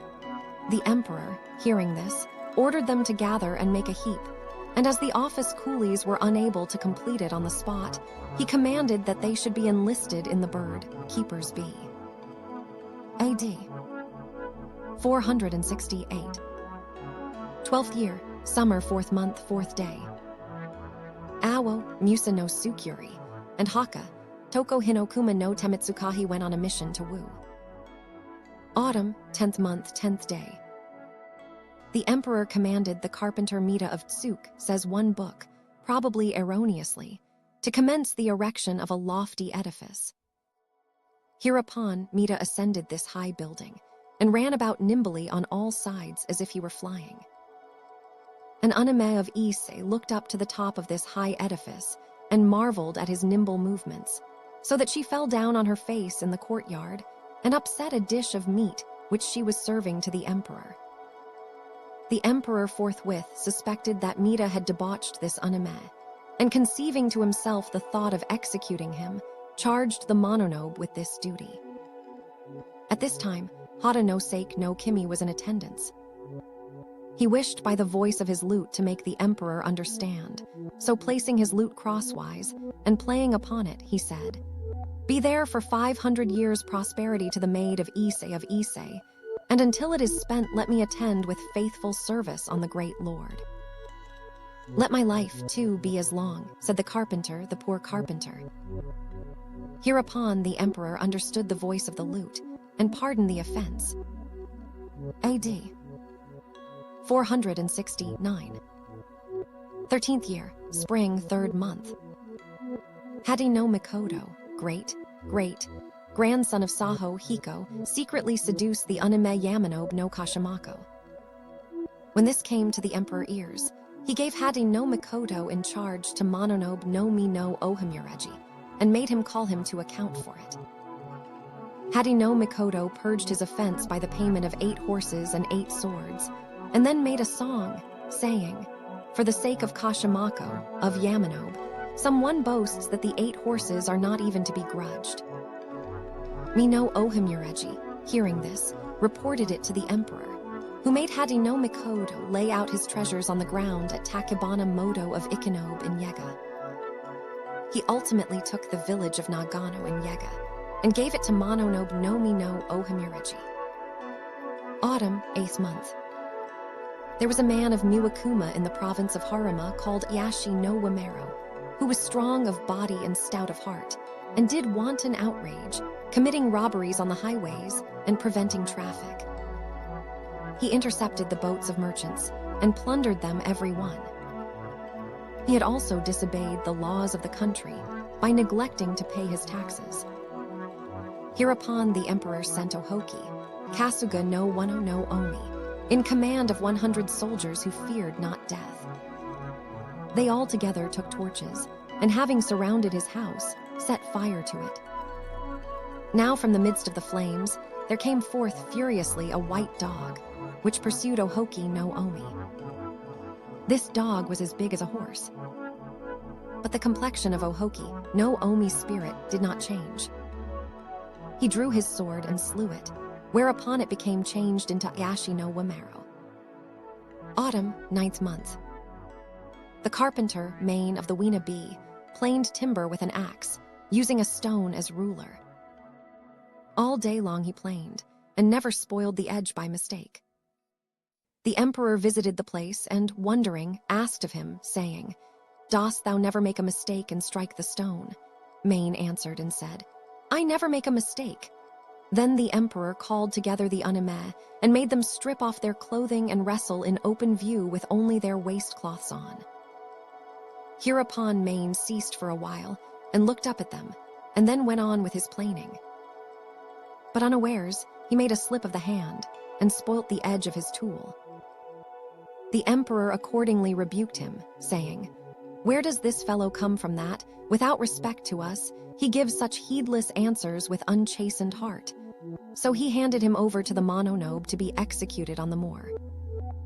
Now amongst his comrades there was a carpenter who lamented for Main, and made a song, saying, "The much to be regretted carpenter of Winabe, the ink cord he applied, when he is no more, who will apply it?" Alas, that ink cord. When the emperor heard this song, his feelings changed to remorse, and he said with a sigh of regret, "How many men I have destroyed." So he mounted a messenger of mercy on a black horse of Kahai, and made him gallop to the place of execution to stop it and pardon him. The cords with which he was tied were unbound, and he, too, made a song, saying, "As the night black was the horse of Kahai, had they but saddled him, my life were lost, ah, that horse of Kahai.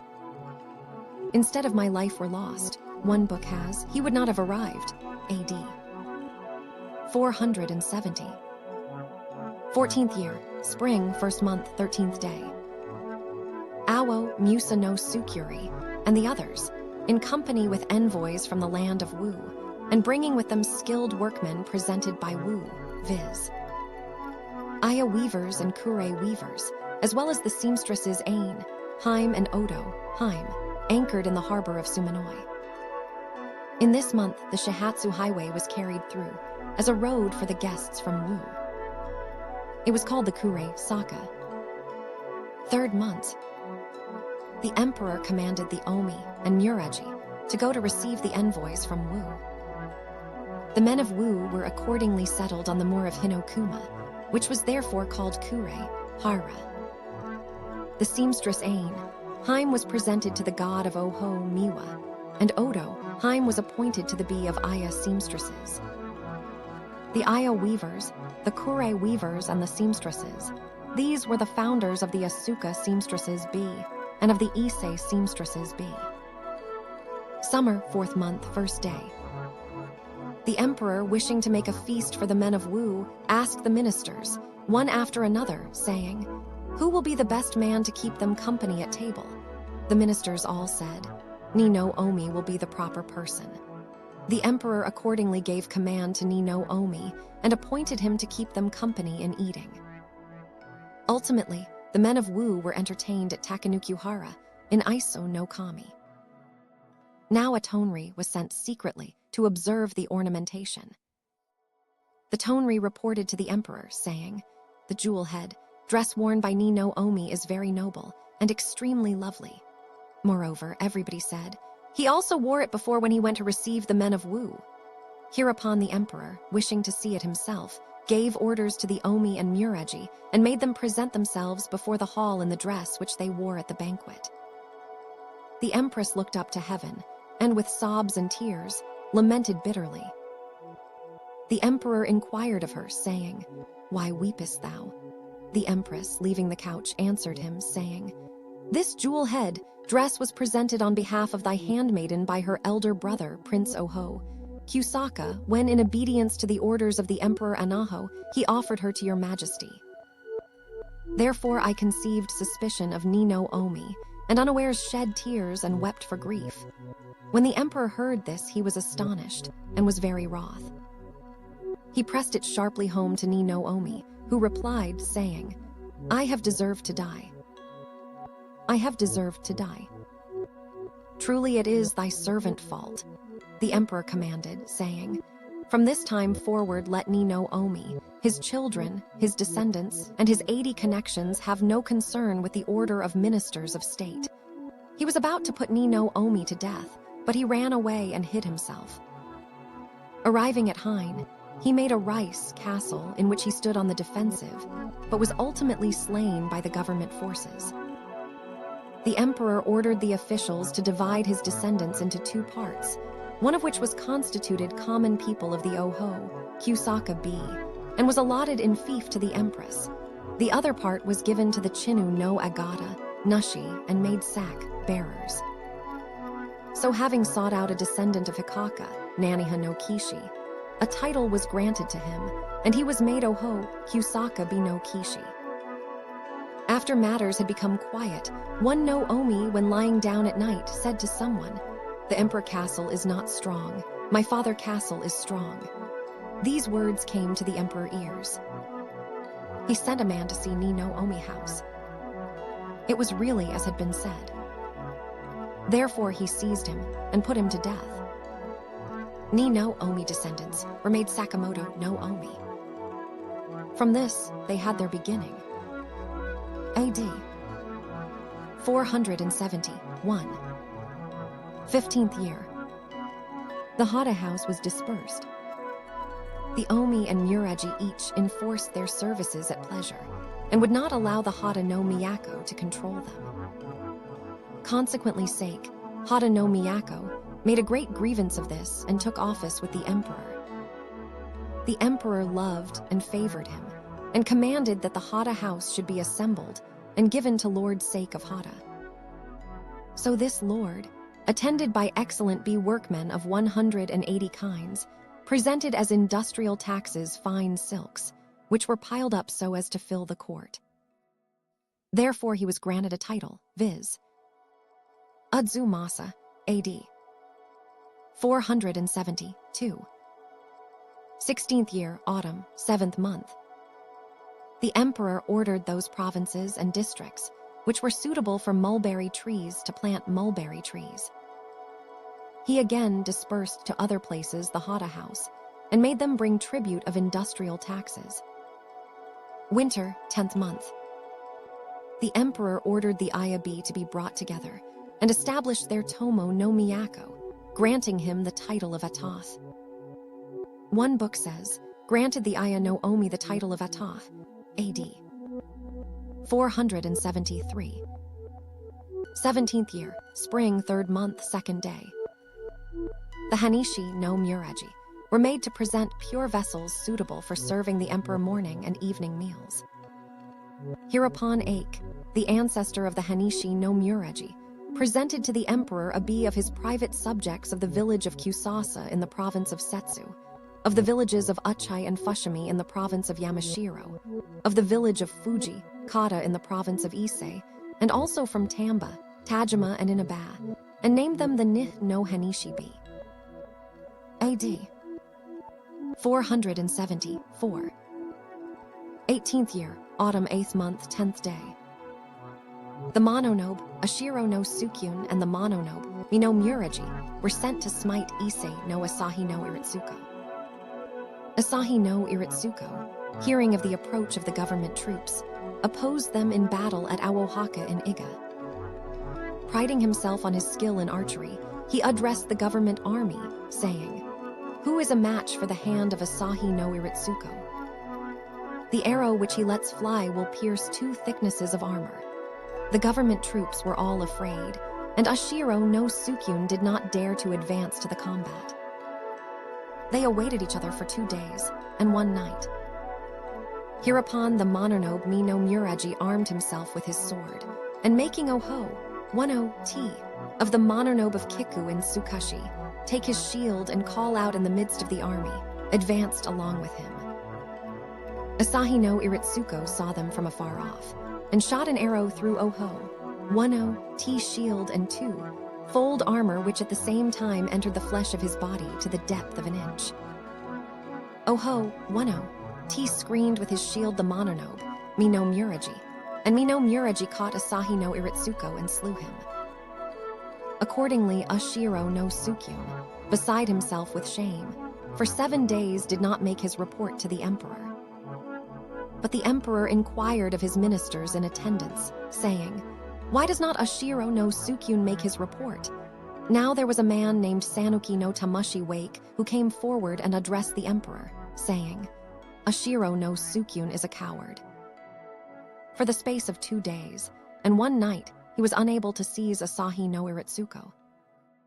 Then the Mononobe, Mino Muraji, taking with him Oho, 10T, a Mononobe of Kiku in Tsukashi, caught and slew Asahi no Iritsuko. When the emperor heard this, he was angry, and promptly taking away from Ashiro no Sukyun his bee of Wina, gave it to the Mononobe Mino Muraji. AD 475. 19th year, spring 3rd month 13th day. By imperial command, the Anahobi was established. AD 476. 20th year, winter. The king of Koryor raised a great army and utterly smote Pekshe. There was but a small remnant left, which assembled and occupied Chang. Their victuals became exhausted, and deep was hereupon the weeping and lamentation. Upon this, the Koryor generals addressed their king, saying, "There is something extraordinary in the temper of Pekshe. Whenever thy servants observe them, they seem unaware of their own ruin. It is to be feared that they will again spread forth and revive. We pray that they may be at length got rid of." The king said, "No. I, the unworthy one, have heard that the land of Pekshe is under the jurisdiction of the country of Japan, and that this connection is of old standing. It is also known to all the neighboring countries that their king repairs to Japan and serves the emperor. Ultimately, it was abandoned." The Pekshe record says, King Kiro, year Kanodo Yu winter. A large army from Koryor came and besieged the great castle for 7 days and 7 nights. The royal castle surrendered, and at length they destroyed Wai-Nae. The king, queen, and princes all fell into the hands of the enemy. AD 477. 21st year, spring 3rd month. The emperor, hearing that Pekshe had been conquered by Koryor, gave Kuma, Nari to King Munchu, and so lent aid to his country. The men of that day all said, "The land of Pekshe, though their race was destroyed, assembled and lamented at Chang. They with true hearts appealed to the emperor, who restored their country. King Munchu was King Kiro, younger brother by the mother's side." An ancient Japanese record says, the statement that Kuminari was given to King Mata is probably an error. Kuminari is a separate village of the district of Lower Takori in Imna. AD 478. 22nd year, spring 1st month. Prince Shiraga was made heir apparent. Autumn, 7th month.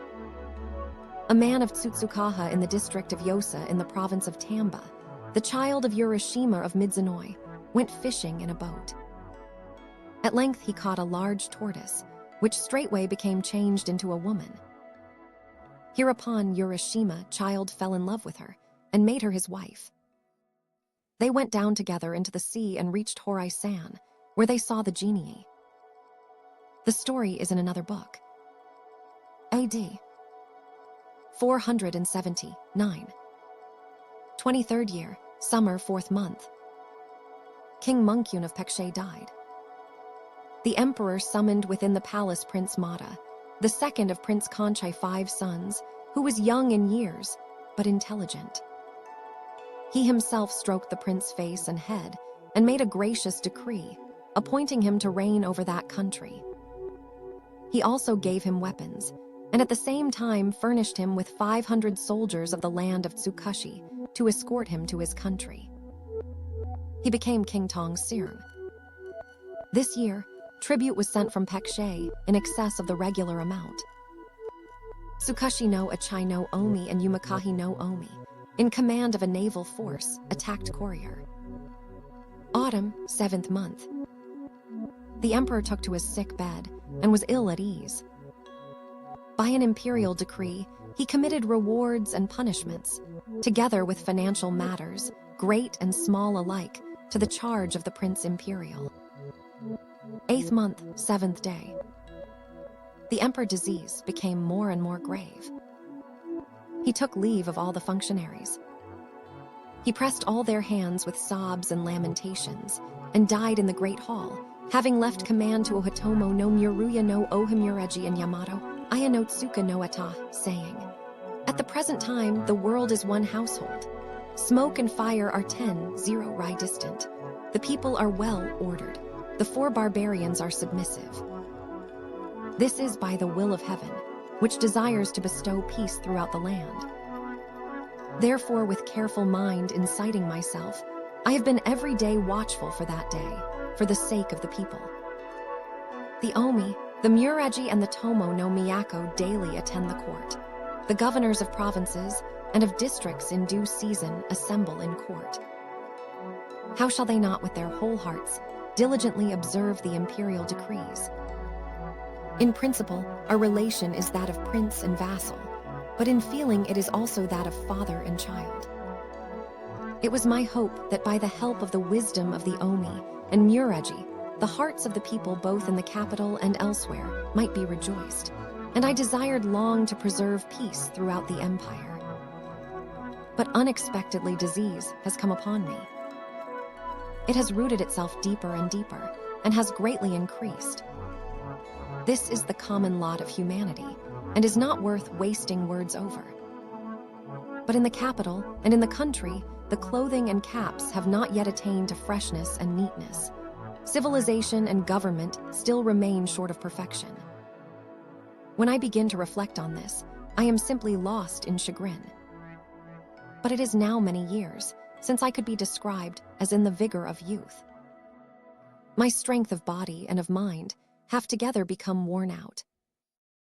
What I now do is of course not for my own benefit, but solely from a desire to facilitate the nourishment of the people. Therefore is it that I do this. What one of the descendants of mankind is absent from my thought? For the sake of the empire, private feelings should be severed. At the present time, Prince Hoshikawa cherishes treason in his heart.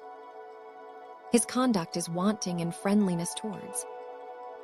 It has been said by a man of old, there is no one who knows the minister so well as his lord.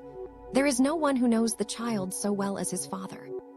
Even supposing that Hoshikawa should make up his mind to unite in ruling the state, certain disgrace would come universally upon the Omi and Mureji, and a cruel poison overflow the nation. Now a bad descendant is to be dreaded for the people's sake. A good descendant is sufficient to sustain the burden of the great task. Although this is a matter concerning our house, in principle it does not admit of concealment. The Ohimuraji and the officials of the Home Department are widespread and pervade the whole country. The Prince Imperial, who is in the position of becoming my successor, is known to the world for his benevolence and filial piety. His conduct is such that he is a sufficient person to carry out our ideas. If along with him ye administer the empire, even although our eyes are closed, what room is there for repining? In one book it is said, "It is known to all the world that Prince Hoshikawa is of an evil disposition and of a violent heart. If unfortunately after our death he should attempt to harm the Prince Imperial, ye and the officials of the Home Department are very numerous. Strive your utmost to render each other mutual aid, and let there be no contemptuousness." At this time Ashiro, Kibai no Omi, general of the expedition against Silla, arrived at the province of Kibai and passed by his house. Afterwards 500 Yamishi under his command, hearing of the emperor's death, spoke to one another, saying, "The emperor who controls our country is dead. The opportunity should not be lost." So assembling themselves into a band, they invaded the neighboring districts. Hereupon Ashiro came from his house, and meeting the Yamishi at Port Saba, fought with them and shot at the Yamishi. But some skipped and others lay down, thereby succeeding in avoiding the arrows. In the end, he was unable to shoot them. Therewith Ashiro twanged his empty bow by the sea shore, and of the skippers and skulkers, 2 companies were shot to death. 2 cases of arrows were all used up. So he called to boatmen and asked them for arrows. But they were afraid, and of their own accord retired. Then Ashiro set up his bow, and taking it by the end, made a song, saying, on the way he met them, the boy of Ashiro, "It is in heaven only that unheard of he will be, for on earth at least he will be heard of." Having finished this song, he slew many men with his own hand and pursued them on as far as Port Yūryaku in the land of Tamba, where they were all massacred. One book says, he pursued them as far as Yūryaku and then sent men who slew them all. B.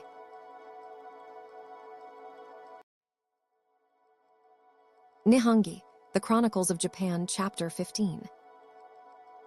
The Emperor Shiraj take, Hiro Kunai Oshi, Wkayamito Nikeo. The Emperor Shiraga take, Hiro, Kuni Oshi Waka, Yamato, Nikko was the 3rd child of the Emperor Ohohatsu's, Waka take. His mother name was Katsuraki no Kara, Haim. The Emperor hair was white from his birth. When he grew up to manhood, he loved the people. The Emperor Ohohatsus had a special admiration for him amongst all his children, and in the 22nd year of his reign, appointed him Prince Imperial. The Emperor Ohohatsus died in the 8th month of the 23rd year of his reign.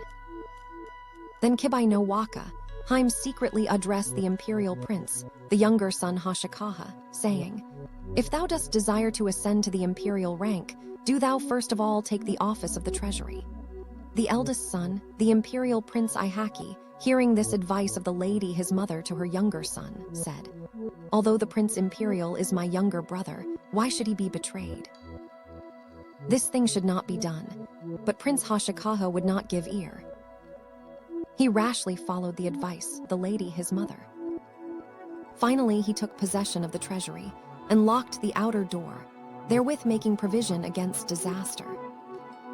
He exercised arbitrary authority and squandered the official property. Hereupon Ohitomo no Miruya no Ohimuraji spake to Yamato no Aya no Tsuka no Atah, saying, "The time has now come when the dying injunctions of the Emperor Ohohatsus are to be fulfilled. It is meet that we should comply with them and do service to the Prince Imperial." So they raised an armed force and besieged the treasury. They blockaded it from without, and setting fire to it, roasted to death the imperial Prince Hoshikawa.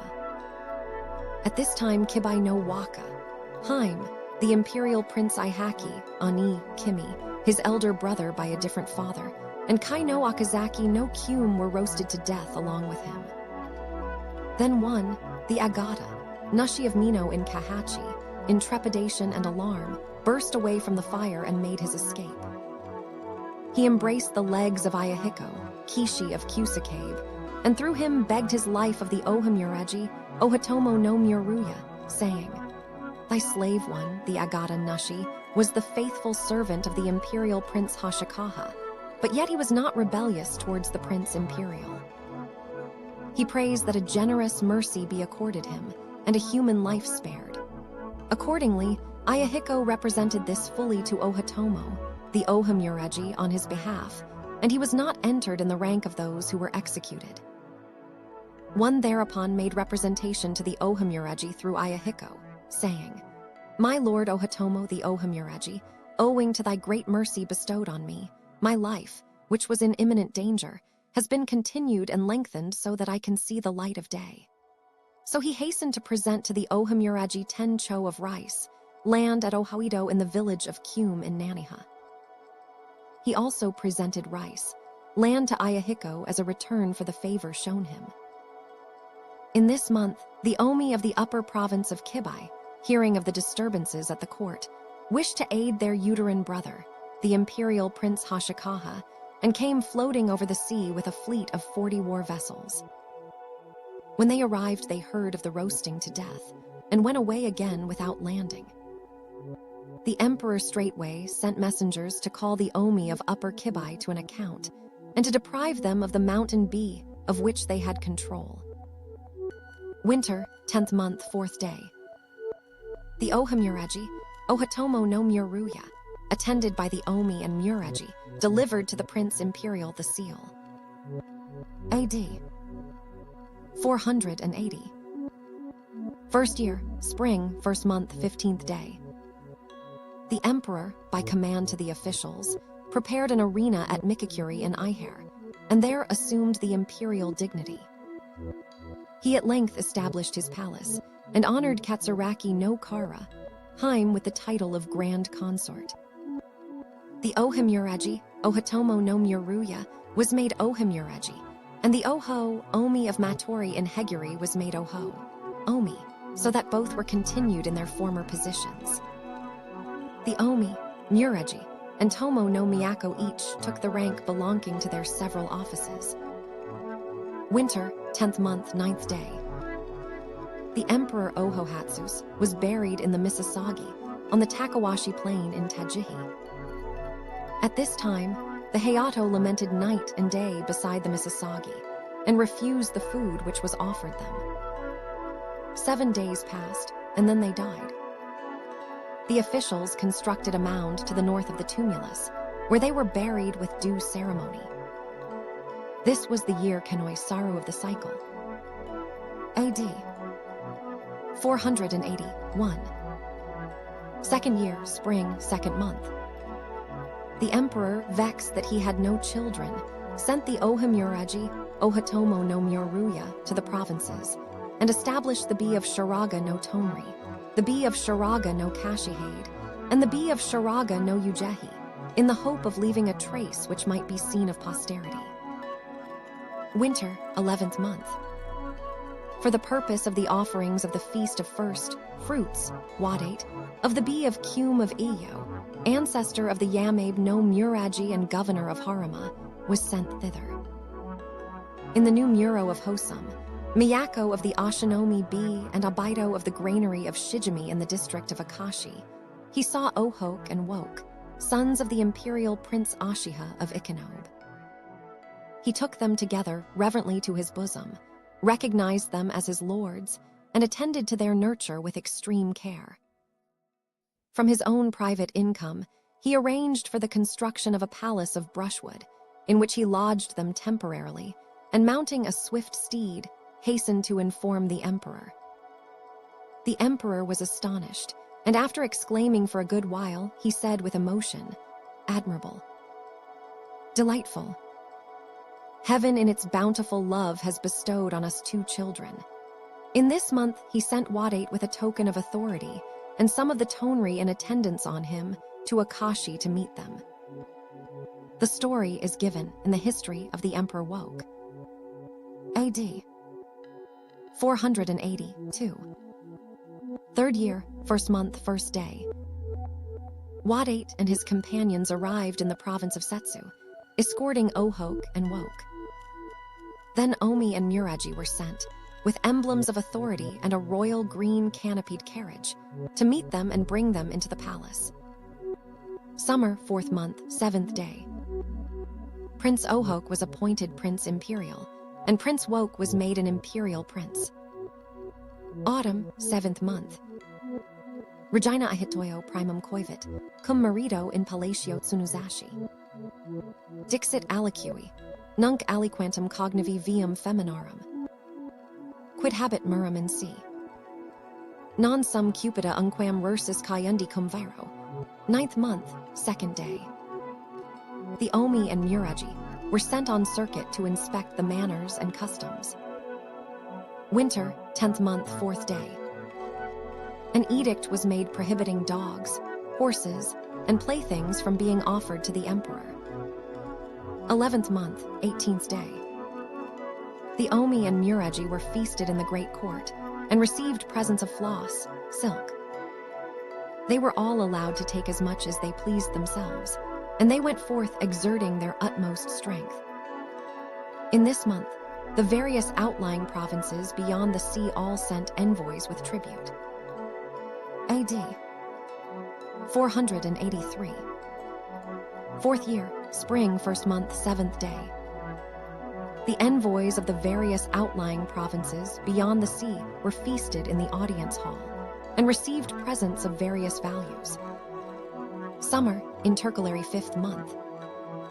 There was a national drinking festival, which lasted 5 days. Autumn, 8th month, 7th day.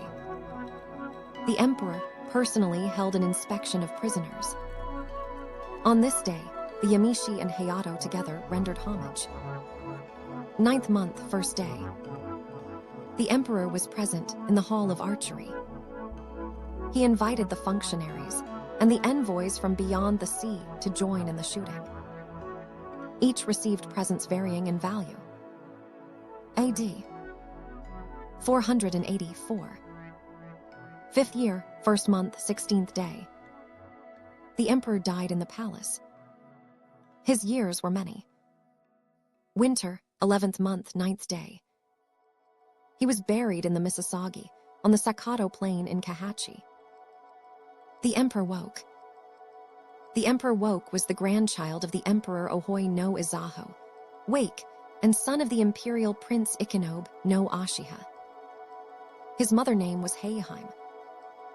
In the genealogy, it is said, the imperial prince Ashiha of Ikenobe took to wife Heiheim, daughter of Ari no Omi, and at length had by her 3 sons and 2 daughters. The first was named Winatsu-Haim, the second Prince Ohok, also called Shima no Wakako, also called Ohoshi no Mikoto. The third was named Prince Woke, also called Kyum no Wakako. The fourth was named Princess Ahitoyo, also called Princess Ashinamibe, and the fifth Prince Takebana. In one book, Princess Ahitoyo is ranked above Prince Ohok. Ari no Omi was the son of Hata no Sukyun. The emperor, having lived for a long time on the borders, was thoroughly acquainted with the miseries of the people, and whenever he saw them oppressed, he felt as if his own 4 members were plunged in a ditch. He dispensed virtuous influence, he bestowed blessings. The regulations of government were everywhere enforced. Charity was shown to the poor, and the husbandless were supported. The empire rendered him cordial allegiance. In the 10th month of the 3rd year of the Emperor Anaho, the emperor father, the imperial prince Ikenobe no Ashiha, was slain, together with the Tonri, Saheki no Nakachiko, by the emperor Ohohatsus on the moor of Kaya. They were accordingly buried in the same grave. Thereupon the emperor and Prince Ohok, hearing that their father had been shot to death, were afraid, and both escaped and hid themselves. The Tonri, Omi, Kusakabe no Muraji, with his son Adahiko, secretly served the emperor and Prince Woke, so that they avoided disaster by fleeing to the district of Yosa in the province of Tamba. Omi at length changed his name and called himself Tadoku, but being still afraid of being put to death, he fled from this place to a cave in Mount Shijimi in the province of Haruma. There he strangled himself, The emperor, being still ignorant whither Omi had gone, urged his elder brother, Prince Ohok, to turn his steps towards the district of Akashi in the province of Harima. There they both changed their names to Tamba no Waraha and entered the service of the Abido of the Shijimi granaries. The Abido of the Shijimi granaries was Hosam Ashinomi, Bino Miyako. Adahiko at this time did not leave them, but remained constant to his duty as their vassal. In winter, the 11th month of the second year of the reign of the Emperor Shiraga, the governor of the province of Harima, Wadate Iyo no Kumeb, ancestor of the Yamabe no Mureji, went to the district of Akashi to make arrangements in person for the offerings of the festival of first fruits. One writing says, went on a circuit to the Kohori and Agata to collect the land tax. It so happened that he arrived just when the Abido of the granaries of Shijimi was holding a house, warming for a new muro, and was extending the day by adding to it the night. Hereupon the emperor spake to his elder brother, Prince Ohok, saying, "Many years have passed since we fled hither to escape ruin. It belongs to this very evening to reveal our names and to disclose our high rank." Prince Ohok exclaimed with pity, "To make such an announcement ourselves would be fatal. Which of us could keep safe his person and avoid danger?" The emperor said. "We, the grandsons of the emperor Izahawik, are a man drudges and feed his horses and kine. What better can we do than make known our names and be slain?" At length he and Prince Ohok fell into each other's arms and wept, being unable to contain their emotion. Prince Ohok said, "In that case, who else but thou, my younger brother, is capable of making a heroic effort and is therefore fit to make this disclosure?" The emperor refused firmly, saying, "Thy servant has no ability." "How can he make so bold as to display virtuous action?" Prince Ohok said, "There are here none to excel my younger brother in ability and wisdom." And in this way, they mutually held back each in favor of the other for 2 or 3 times. It was ultimately arranged, with the emperor's consent, that he should make the announcement. Together, they went to the outside of the muro and sat down in the lowest place. The Abido of the granary ordered them to sit beside the cooking, place and hold lights to right and left.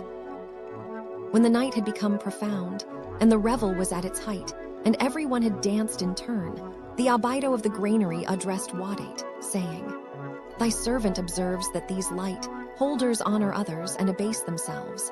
They put others before and themselves behind. By their respectfulness, they show their observance of just principles. By their retiring behavior, they illustrate courtesy. They are worthy of the name of gentlemen." Upon this, Wadate played on the lute and gave orders to the light holders, saying, "Get up and dance." Then the elder and younger brothers declined in each other's favor for a good while and did not get up. Wadate urged them, saying, "Wherefore all this delay? Get up quickly and dance." Prince Ohok got up and danced. "The laths which he has placed, these are the fairness of the august heart of the master of the house. The delichos cords which he has tied, these are the endurance of the august life of the master of the house. The reed leaves it is thatched with, these are the superabundance of the august wealth of the master of the house. On all sides there are fields of fresh culture. With the 10 span rice, ears of these fresh fields, in a shallow pan we have brewed sake.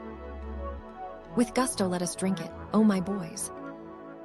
Whenever we dance uplifting the horns of a buck of these secluded hills, sweet sake from Yega market, town not buying with a price, to the clear ring of hand, palms ye will revel, O my immortal ones." When he had ended proposing this health, he sang to the accompaniment of music, saying, "Asterisk, asterisk, asterisk, asterisk, the willow that grows by the river, when the water has gone, it raises up bent down, and its roots perish not." Wadate addressed him, saying, "Capital. Pray let us hear something more." The emperor at length made a special dance. This is what was anciently called a tatsutsu dance. The manner of it was that it was danced while standing up and sitting down, and striking an attitude said, "Of Yamato, Soso Chihara Asachihara the younger prince am I." Hereupon Wadate thought this profoundly strange, and asked him to say more. The emperor, striking an attitude, said, "The sacred cedar of Furu in Isanakami, its stem is severed, its branches are stripped off.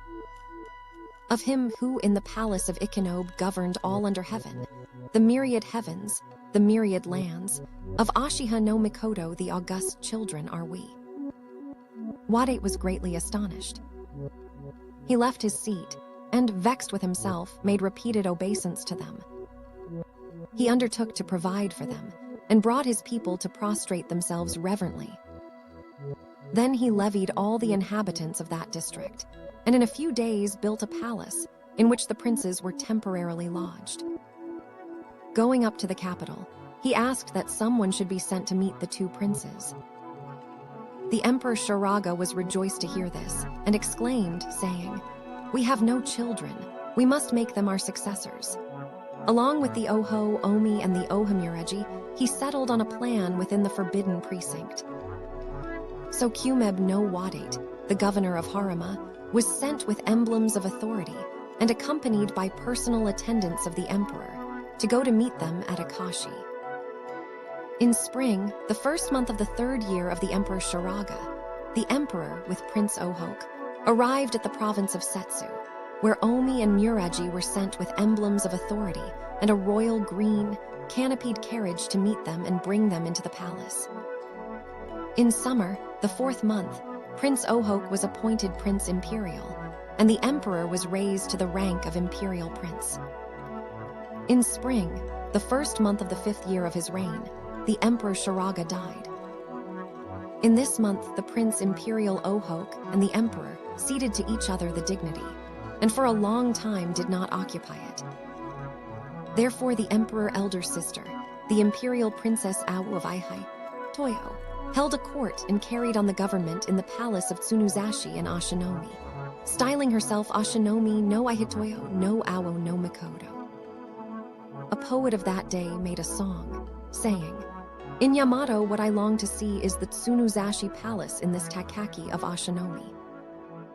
Winter, 11th month. Aihitoyo, Awo no Mikoto, died. She was buried in the Misasagi, on the hill of Hanaguchi in Katsuraki. 12th month.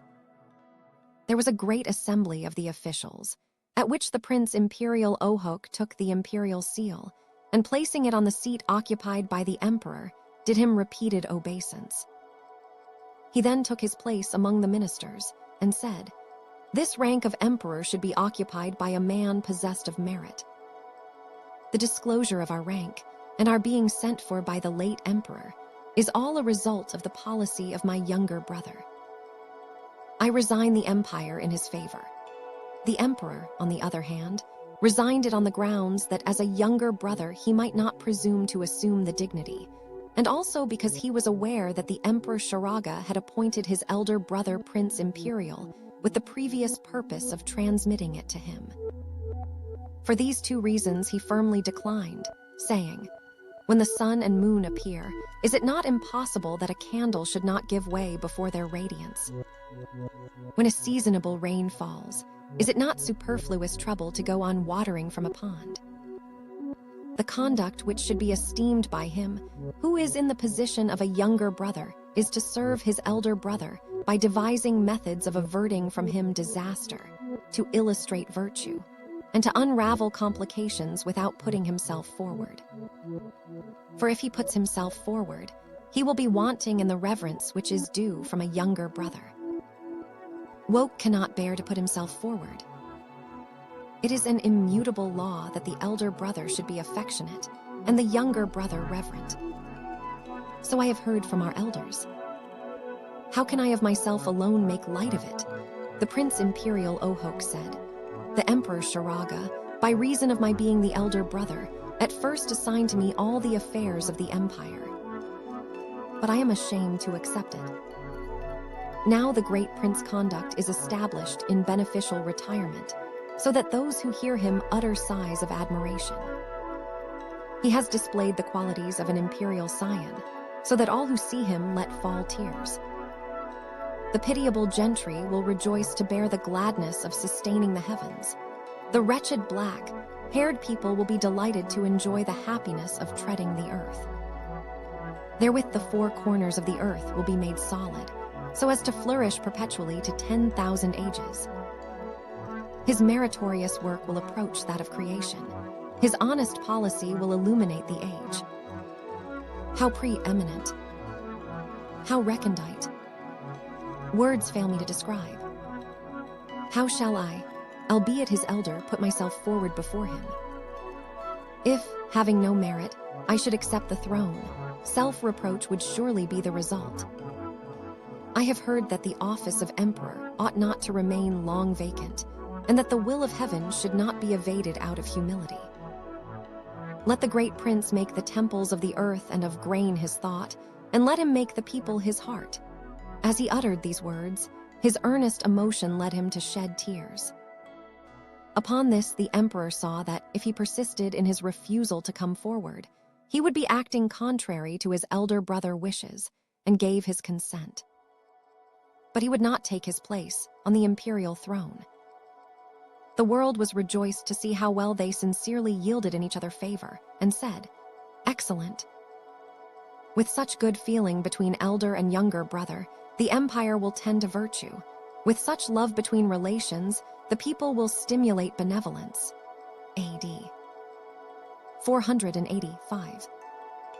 First year, spring, first month, first day. The Oho, Omi, and the Ohimuraji made a representation to the emperor, saying, "The Prince Imperial Ohok, out of the abundance of his wisdom, has delivered over the empire. Your Majesty, in his rightful governance, ought to accept the vast inheritance, and thus becoming the Lord of the Temple of Heaven, to continue the infinite line of his ancestors, so as, above, to correspond to the mind of heaven, and below, to satisfy the hopes of the people. To refuse to enter upon the dignity would be to cause the destruction of the hopes of all the gold and silver frontier lands, and of all the functionaries both far and near. It belongs to you by the will of heaven, and has been ceded to you by the Prince Imperial. Your wisdom is abundant, and your good fortune conspicuous. While young you were diligent, humble, respectful, affectionate, and docile. May it please you to comply with the command of your elder brother, and take over the conduct of the great undertaking."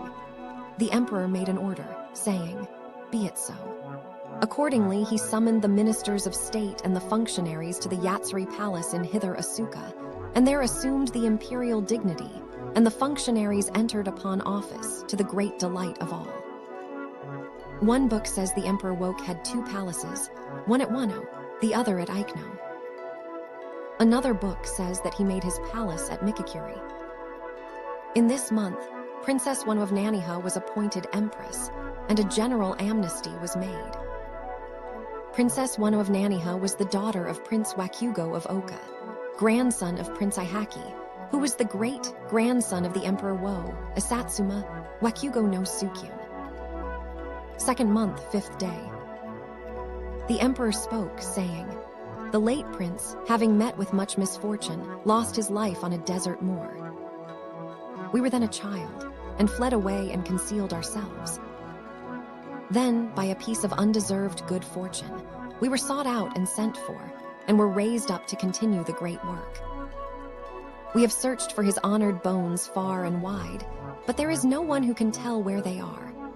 Having finished speaking, the emperor and the Prince Imperial Ohok burst into tears of passionate emotion, which they could not control.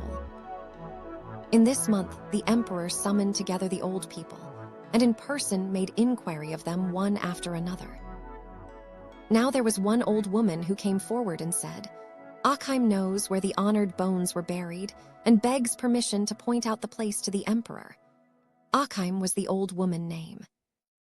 It is stated below that the younger sister of Yamato, Bukuro no Sukyun, ancestor of the Kimi of Mount Sasaki in the province of Ohomi, was called Akheim. Thereupon the emperor and the Prince Imperial Ohok, taking with them the old woman, made a progress to the moor of Kaya in Kyutawada in the province of Ohomi, where they dug them up, and found that it was really as the old woman had said. Looking down into the grave, they made lament, and their words showed deep and passionate feeling. From antiquity, until now, never was there anything so cruel. The body of Nakachiko lay across the honored bones, and were mixed with them so that it was impossible to distinguish them from one another. Then there appeared the nurse of the imperial Prince Ihezaka, who made representation to the emperor, saying, "The upper teeth of Nakachiko had fallen out, so that by this they can be distinguished."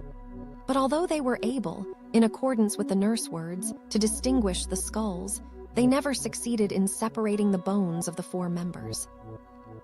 Accordingly, a pair of Misasagi were erected on the moor of Kaya, resembling each other, so that they seemed but one. The funeral rites also were alike. The emperor ordered the old woman, Ankō, to live in the neighborhood of the palace, where he treated her with respect and showed her kindness, not allowing her to be in want. In this month he made an order, saying, "Old woman, thou art desolate and infirm, and walking is not convenient for thee. Let there be a rope stretched across to support thee when thou goest out, and comest in. And let there be a bell attached to the end of the rope, so that there may be no need for anyone to announce thee. When thou comest, ring this bell, and we shall know that thou art coming." Herewith the old woman, in obedience to the imperial order, rang the bell before she came forward. The emperor, hearing from afar the sound of the bell, made a song, saying, "Past Wason in Asagihara the far, extending more. Bell there the bell tinkles. Ankō must be coming. 3rd month, 1st day of the serpent." The emperor went to the park, and there held revel by the winding streams. Summer, 4th month, 11th day. The emperor made an order, saying, "The means by which a sovereign encourages the people is no other than the granting of office. That by which a country is exalted is naught else, but the granting of rewards for merit. Now the former governor of Harima, Kumeb no Wadate, sought us out, came to meet us and raised us up. His merit is manifold. Let him not hesitate to express his wishes." Wadate thanked the emperor, saying, "The mountain office has always been my desire." He was appointed to the mountain office, and a new title was granted him, viz., the House of the Yamabe no Myuraji. Kibai no Omi was associated with him, and the Yamamori B were made their serfs. The emperor praised his good qualities, made conspicuous his deserts, showed gratitude for his services, requited his kindness, and treated him with the utmost affection. His prosperity was unequaled. 5th month. Karabukuro no Tsukyun, Kimi of Mount Sasaki, who was implicated in the assassination of the imperial Prince Ashiha, when about to be executed, bowed down his head to the ground, and his words expressed extreme sorrow. The emperor could not bear to put him to death, so he added him to the Misasagi guardians, making him at the same time mountain, warden, and erasing his name from the census registers. He was then handed over to the jurisdiction of the Yamabe no Myuraji. But Yamato, Bukuro no Tsukyun, by reason of the good services of his younger sister, Ankō, was granted his original title, namely, the House of the Kimi of Mount Sasaki. 6th month. The emperor visited the Hall of Avoidance of the Heat and had music there. The ministers were assembled, and a banquet was prepared for them. This year was the year Kenodo Ushi of the cycle. AD 486. 2nd year, spring, 3rd month, 1st day of the serpent. The emperor went to the park, where he held revel by the winding streams. At this time he assembled in great numbers the ministers, the high officials, the Omi, the Myuraji, the Kuni no Miyako, and the Tomo no Miyako, and made revel. The ministers uttered reiterated cries of "Long live the emperor." Autumn, 8th month, 1st day. The emperor addressed the Prince Imperial Ohok, saying, "Our father the late prince was, for no crime, slain with an arrow shot by the Emperor Oho, Hatsus, and his bones cast away on a moor. Even until now, I have been unable to get hold of him, and my bosom is filled with indignation. I lie down to weep, and as I walk abroad I cry aloud.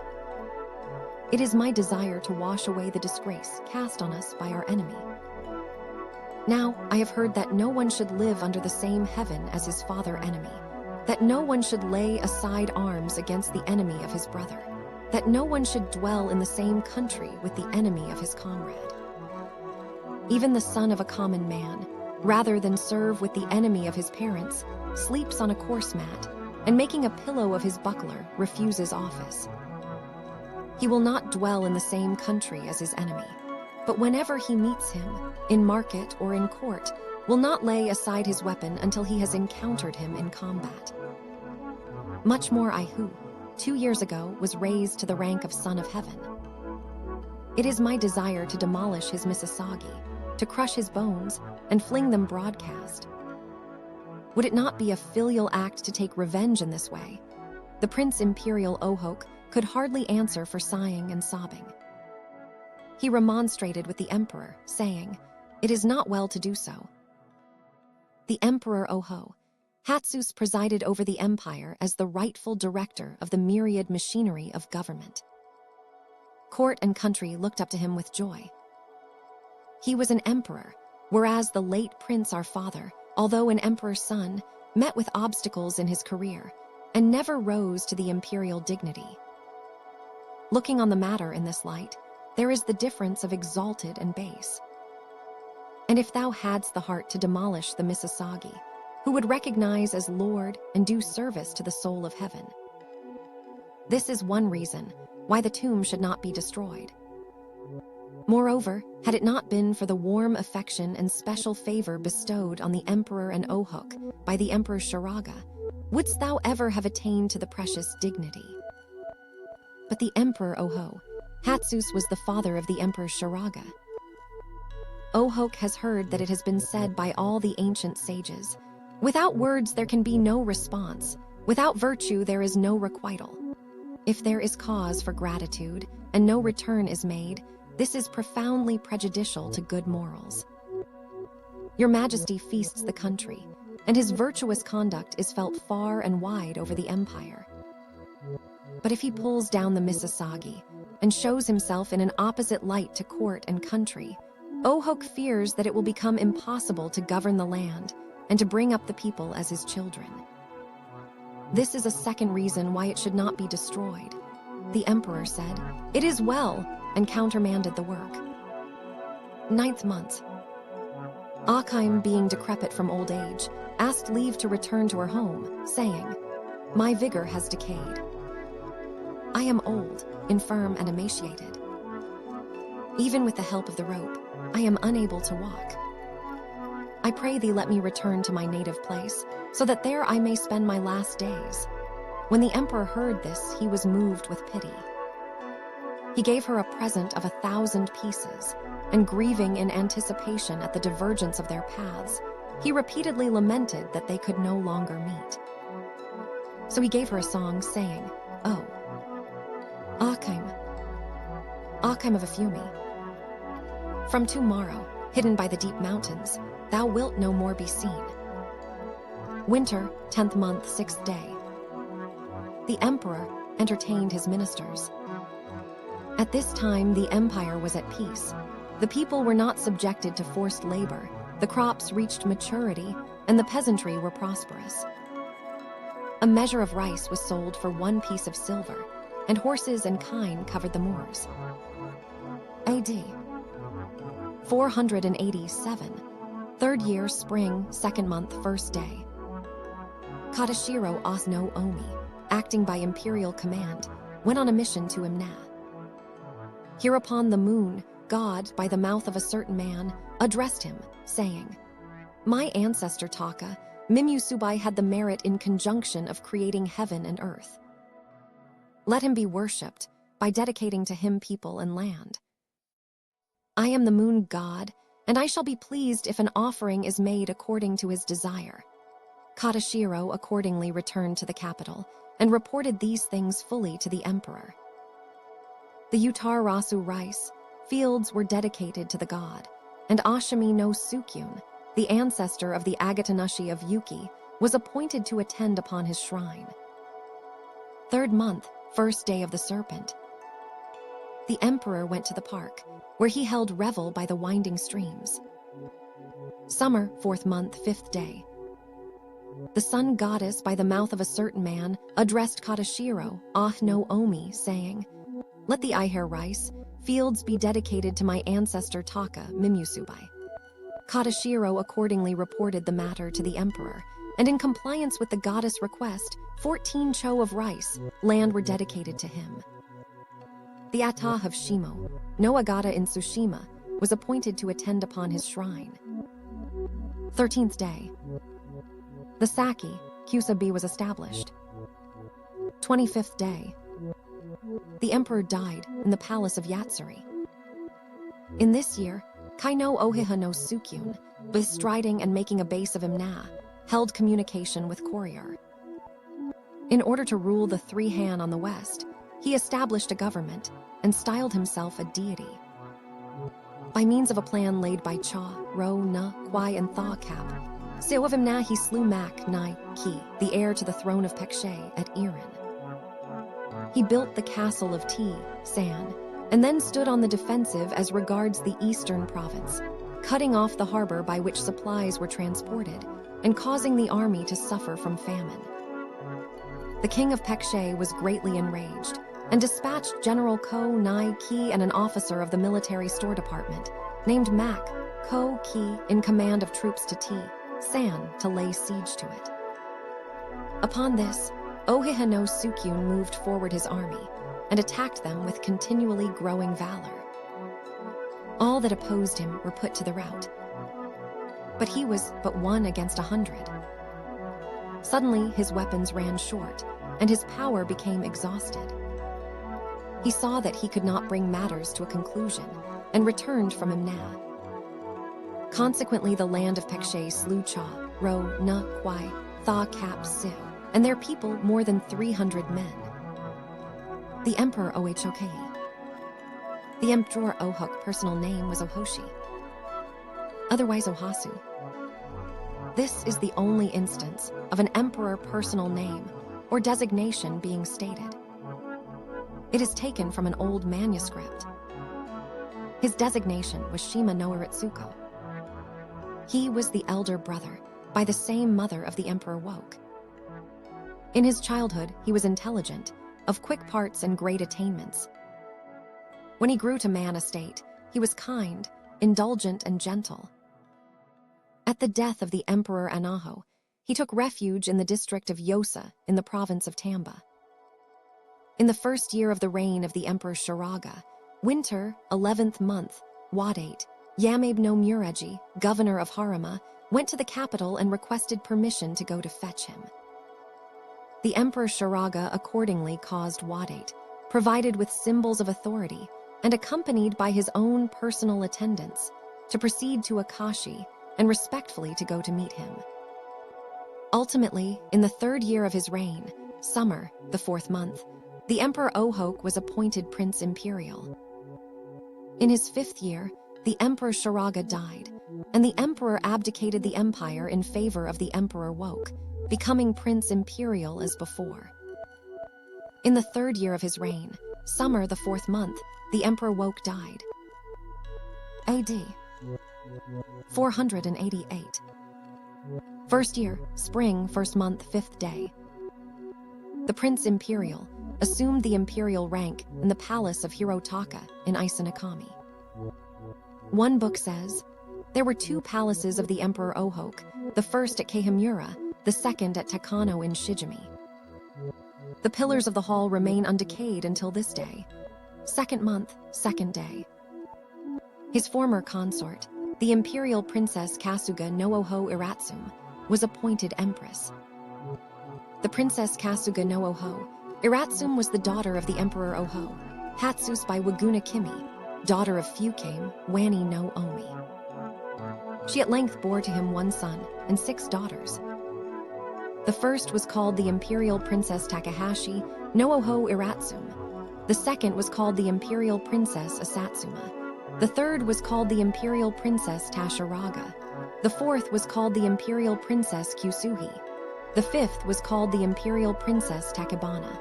The sixth was called the Emperor Wo, Hatsus no Waka Sasaki. When he came to possess the empire, he made his capital at Namaki in Hatsus. The seventh was called the Imperial Princess, Mawaka. One book has a different arrangement, the Imperial Princess Kyusuhi taking the third place, and the Imperial Princess Tashiraga the fourth. Next there was Nuka, Kimi no Aratsum, daughter of Hiyuri, Wani no Omi, who bore one daughter who was made the Imperial Princess Kasuga no Yamada. One book says, Ohanuka no Aratsum, daughter of Hifur, Wani no Omi, bore one daughter who was made the Imperial Princess Yamada no Oho Iratsum, also called the Imperial Princess Akami. Notwithstanding the trifling difference of the documents, the facts are the same. Winter, 10th month, 3rd day. The Emperor Woke was buried in the Misasagi, on the hill of Ihitsuki at Kadoka. This year was the year Tsuchinoi Tatsu of the cycle. AD 489. Second year, autumn, 9th month. The Empress Naniha no Wano, fearful on account of her long-standing want of respect, died by her own hand. One authority says, in the time of the Emperor Woke, the Prince Imperial Ohok was present at a banquet. He took up a melon to eat, but there was no knife. The Emperor Woke himself took a knife and commanded his wife Wano to carry it and present it to the Prince Imperial. She came before him and, in a standing position, laid the knife on the melon tray. Moreover, on the same day, she poured out sake, and in a standing position, gave it to the Prince Imperial to drink. In consequence of this disrespect, she feared to be put to death and died by her own hand. AD 490.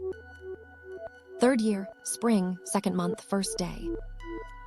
The Isenakami Bee of palace attendants was established. AD 491. Fourth year, summer, 5th month. Kashima Akuba no Omi and Ho no Kimi, being guilty of crimes, were both thrown into prison, where they died. AD 492. Fifth year, spring, 2nd month, 5th day. General search was made in the provinces and districts for the dispersed Saheki bee, and a descendant of Nakachiko of the Saheki bee was made Saheki no Miyako. Nakachiko of the Saheki bee is mentioned in the history of the reign of Woke Tenno. AD 493. Sixth year, autumn, 9th month, 4th day. Hitaka no Kishi was sent to Korea to fetch skilled artisans. This autumn, after Hitaka no Kishi was dispatched, there was a woman dwelling at Mitsu in Naniha who made lament, saying, "Woe's me, my youthful spouse. For to me, he is an elder brother, and to my mother too an elder brother." The sound of her lament was exceeding pathetic, even to the rending of men's bowels. A man of the village of Hishiki named Kaso, hearing it, came in front of her and said, "Why is thy lamentation so exceedingly sorrowful?" The woman answered and said, "Think of the autumn garlic ever-clustering growth." Kaso said, "Thou art right. Now I understand what thou hast said." But a companion of his, not comprehending her meaning, inquired, saying, "By what dost thou understand?" He answered and said, "Funame of the Naniha jewelers bee was wedded to Karama no Hate and bore to him Nakyum, who was wedded to a man of Sumachi named Yamaki and bore to him a Kitame. Karama no Hate and his daughter Nakyum having both died. Yamaki, the man of Sumachi, had illicit intercourse with Funame of the jewelers bee, and had by her a son named Araki, who took to wife a Kitame. Upon this Araki set out for courier in the suite of Hitaka no Kishi. Therefore his wife Akitame, restless and full of longing, has lost her wits and become distraught, and the sound of her lamentation is very touching, even to the rending of men's bowels. Funame of the jewelers bee and Karama no Hade became husband and wife, and had a daughter named Nakyum. Yamaki, a man of Sumachi, married Nakyum, and had a daughter named Akitame. Yamaki wife father Karama no Hate and the latter child Nakyum having both died. Yamaki, the man of Sumachi, had an amour with his wife-mother, funname of the jeweler's bee, the fruit of which was Araki. Araki took to wife Akidame. One book says, funname of the jeweler's bee bore Nakyum to her first husband Karama no Hade, again to her second husband Yamaki, a man of Sumachi, she bore Araki, so that Nakyum and Araki were sister and brother by a different father. Consequently, Nakyum daughter Akidame called Araki her mother elder brother. Nakyum having married Yamaki, bore Akidame. Moreover, Yamaki having had illicit intercourse with funname had by her Araki, so that Akidame and Araki were sister and brother by a different mother. Consequently, Akidame called Araki her elder brother. In ancient times, women called their brothers Si, without distinction of age, while men called their sisters Imo. Hence the expression, to my mother an elder brother, to me an elder brother. In this year, Hitaka no Kishi returned from courier and delivered to the emperor the artisans Sunyuki and Nanyuki. They were the ancestors of the courier tanners of the village of Nukata in the district of Yamabe in the province of Yamato. AD 494. 7th year, spring, 1st month, 3rd day. Wo, Hatsuswaka, Sasaki no Mikoto was appointed Prince Imperial. AD 495. 8th year, winter, 10th month. The people said, at this time there is peace throughout the land. The officials fill their offices worthily. Everywhere within the seas there is a movement towards good feeling. The subjects pursue peacefully their avocations. This year the 5 grains were produced in abundance. The silkworm and wheat afforded a rich harvest. Far and near there was purity and calm, and the population multiplied. AD 498. 11th year, autumn, 8th month, 8th day. The emperor died in the chief bedchamber. Winter, 10th month, 5th day. He was buried in the Misasagi, at the foot of the Hanafu acclivity. B.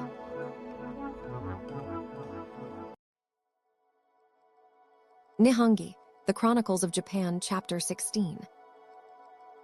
The Emperor Whatsusi, Wakasazaki. The Emperor Wohitsus Waka. Sasaki was the eldest son of the Emperor Ohoke. His mother was called the Empress Kasuga, no Aratsum. He was made Prince Imperial in the 7th year of the Emperor Ohoke. When he grew to manhood, he was fond of criminal law and was well versed in the statutes. He would remain in court until the sun went down, so that hidden wrong was surely penetrated. In deciding cases, he attained to the facts. But he worked much evil and accomplished no good thing. He never omitted to witness in person cruel punishments of all kinds, and the people of the whole land were all in terror of him. In the 11th year, the 8th month of his reign, the Emperor Ohoke died. The minister of state Heguri, no Matori no Omi, usurped the government of the country and tried to reign over Japan. Pretending that it was for the emperor's eldest son, he built a palace and ultimately dwelt in it himself. On all occasions, he was arrogant and was utterly devoid of loyal principle. Now the eldest son wished to betroth to himself Kageheim, the daughter of Mononobe no Arkahi no Ohimuraji, and sent a middleman to Kageheim house to arrange for their union. But Kageheim had already formed an illicit connection with Shibai, son of Matori, the minister of state. Fearing, however, to offer opposition to the eldest son proposal, she answered him, saying, "Thy handmaiden wishes to wait upon thee on the street of Tsubaki, Ikai." Accordingly, the eldest son, in order to go to the place of assignation, sent one of his personal attendants to the house of the Oho, Omi Heguri, to ask for official horses, saying that he did so by his command. The Oho, Omi, mocked him, pretending that he would send them, and said, "For whom are official horses kept?" Of course his orders shall be obeyed, but for a long time he did not send them. The eldest son cherished resentment at this, but controlled himself, and did not let it appear on his countenance. Ultimately, he went to the place of assignation, and taking a place among the song makers, took hold of Keijime's sleeve, and was loitering about unconcernedly, when suddenly Shibai no Omi came, and pushing away the eldest son from Keijime, got between them. Hereupon the eldest son let go Keijime's sleeve, and turning round, confronted Shibai no Omi, and addressing him straight in the face, made a song, saying, "Of the briny current the breakers as I view, by the fin of the tunny that comes sporting I see my spouse standing." Shibai no Omi answered with a song, saying, "Dost thou tell me, O prince, to yield to thee the 8-fold bamboo fence of the Omi child?" The eldest son made a song, saying, "My great sword hung at my girdle I will stand. Though I may not draw it, yet in the last resort I am resolved to be united to her." Shibai no Omi answered with a song, saying, "The great lord 8-fold retiring. Fence he may try to build, still for want of strict care, the retiring fence is not built." The eldest son made a song, saying, "The 8-fold fastening fence of the Omi child should an earthquake come, shaking, reverberating below. 'Twill be a ruined fastening fence." The eldest son gave Keijime a song, saying, "If Keijime, who comes and stays at the head of the lute, were a jewel, she would be a white sea, ear pearl, the pearl that I love." Shibai no Omi answered on behalf of Keijime, and made song, saying, "The great lord girdle of Japanese loom hangs down in a bow. Whosoever it may be, there is no one whose love she requites." The eldest son then for the first time saw that Shibai had already possessed Keijime, and became conscious of all the disrespect shown him by the father and the son. He blazed out into a great rage, and forthwith, on that same night, proceeded to the house of Ohatomo no Kanamura no Muraji, where he levied troops and concerted his plans. Ohatomo no Muraji waylaid Shibai no Omi with a force of several thousand men. He slew him at Mount Nara. One book says, Shibai was spending the night in Keijime house, and that same night he was slain. At this time, Keijime followed on to the place where he had been slain, and seeing that he had already been put to death was shocked, so that she did not know what she was doing, and tears of sorrow filled her eyes. At length she made a song, saying, "Passing Furu and Iso no Kami, passing Takahashi and Komo Makura, passing Oho Yake where things are in plenty, passing Kasuga of the spring day, passing Wasaho the spouse retiring in a precious casket, placing boiled rice in a precious vase, placing water also. She lets fall tears as she goes." Alas, for Keijime. Hereupon Keijime, when the funeral was over and she was about to return home, said with an utterance choked by grief, "Alas, today I have lost my beloved husband." So she burst into tears of sorrow, and in a state of distraction made a song, saying, "Like a deer that, drenched with water, hides in the valley of Nara, is the young lord of Shibai, make him not thy prey. Oh, thou wild boar." Winter, 11th month, 11th day. Ohatomo no Kanamura no Muraji spake to the eldest son, saying, "The rebel Matori ought to be slain. I pray thee let me attack him." The eldest son said, "We are about to have civil war in the empire, and without a rare warrior, we shall be unable to accomplish anything. When I consider this well, I find that thou art the man." So he laid his plans in concert with him. Hereupon Ohatomo no Ohimuraji, in personal command of the troops, led them to besiege the house of the Oho, Omi, and setting fire to it, burnt it. His style of command was like the scattering of clouds. Matori no Oho, Omi, resenting the failure of his enterprise, and feeling that his life was doomed, that his designs had reached a limit, and that his hopes had vanished, cursed the salt far and wide, and at length was put to death along with his people. When he uttered the curse, the only place which he forgot was the sea, brine of Tsunoga, and this he did not curse. Therefore the emperor eats salt from Tsunoga, and avoids eating the salt of other seas. 12th month. Ohatomo no Kanamura no Muraji, having completely suppressed the insurrection, and restored the government to the eldest son, asked permission to offer him the august title, saying, Now there are no sons left of the Emperor Ohuk but your majesty, nor is there any second person to whom the people can give allegiance. Moreover, relying on the support of supreme heaven, thou hast cleared away the wicked bands. By thy wise counsels and thy manly determination thou hast made the celestial authority and the celestial revenues to flourish. Japan must have a ruler, and who is there but thee to rule over Japan? I humbly pray your majesty reverently to respond to the divine spirit of earth by giving development to the luminous commands, casting a luster on Japan, and widely taking over charge of the silver region. Hereupon, the eldest son commanded the functionaries to prepare a sacred terrace at Namaki and Hatsus, where he ascended to the imperial dignity, and at length established his capital. On this day, Ohatomo no Kanamura no Muraji was made Ohamuraji. AD 499. First year, spring, 3rd month, 2nd day. Kasuga no Aratsune was appointed empress. This year was the year Tsuchinodo Yu of the cycle.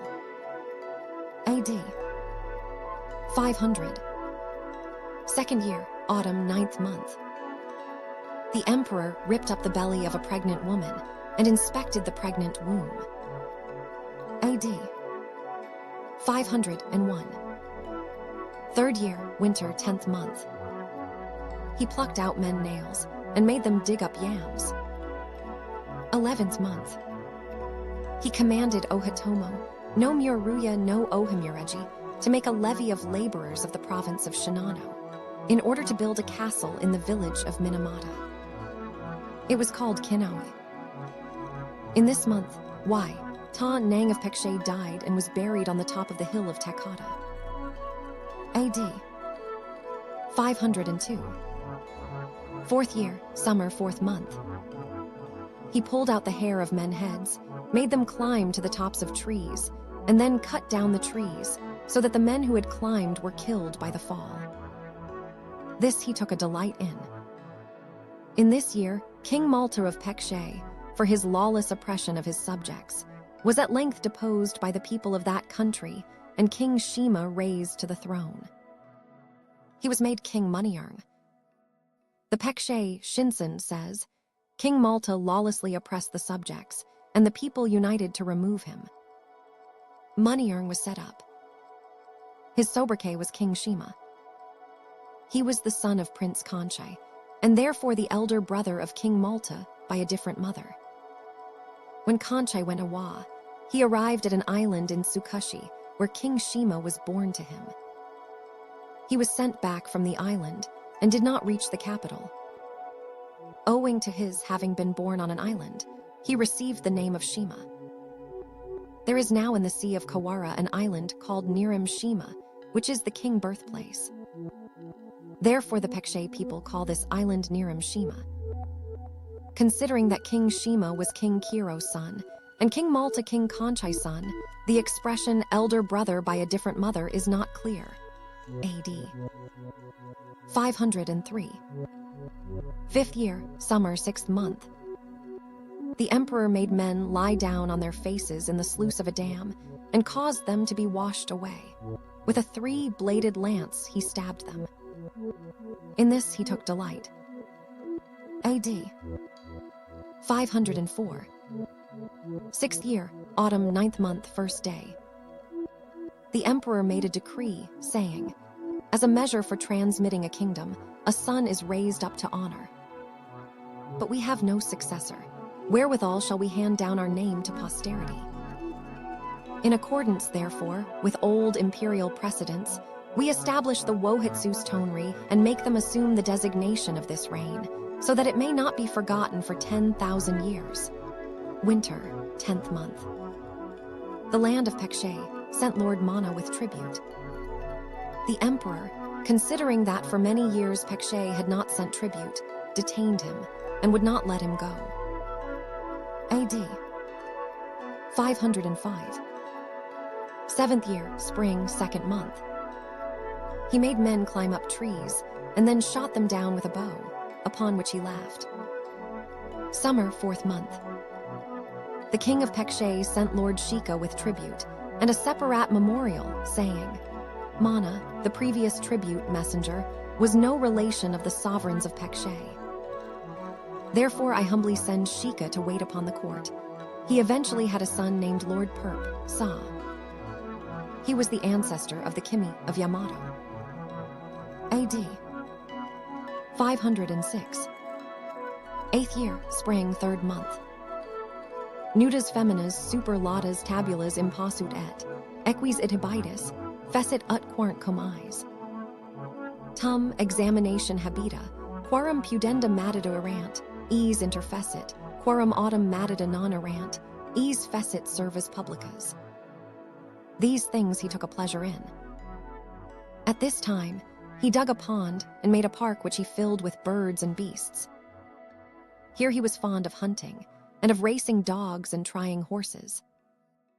He went out and in at all times, taking no care to avoid storms and torrents of rain.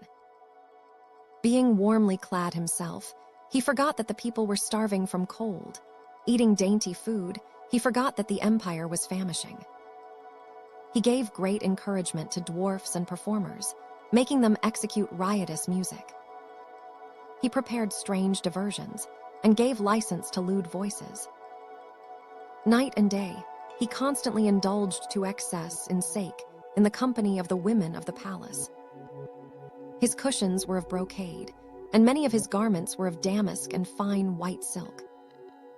Winter, 12th month, 8th day. The emperor died in the palace of Namaki B.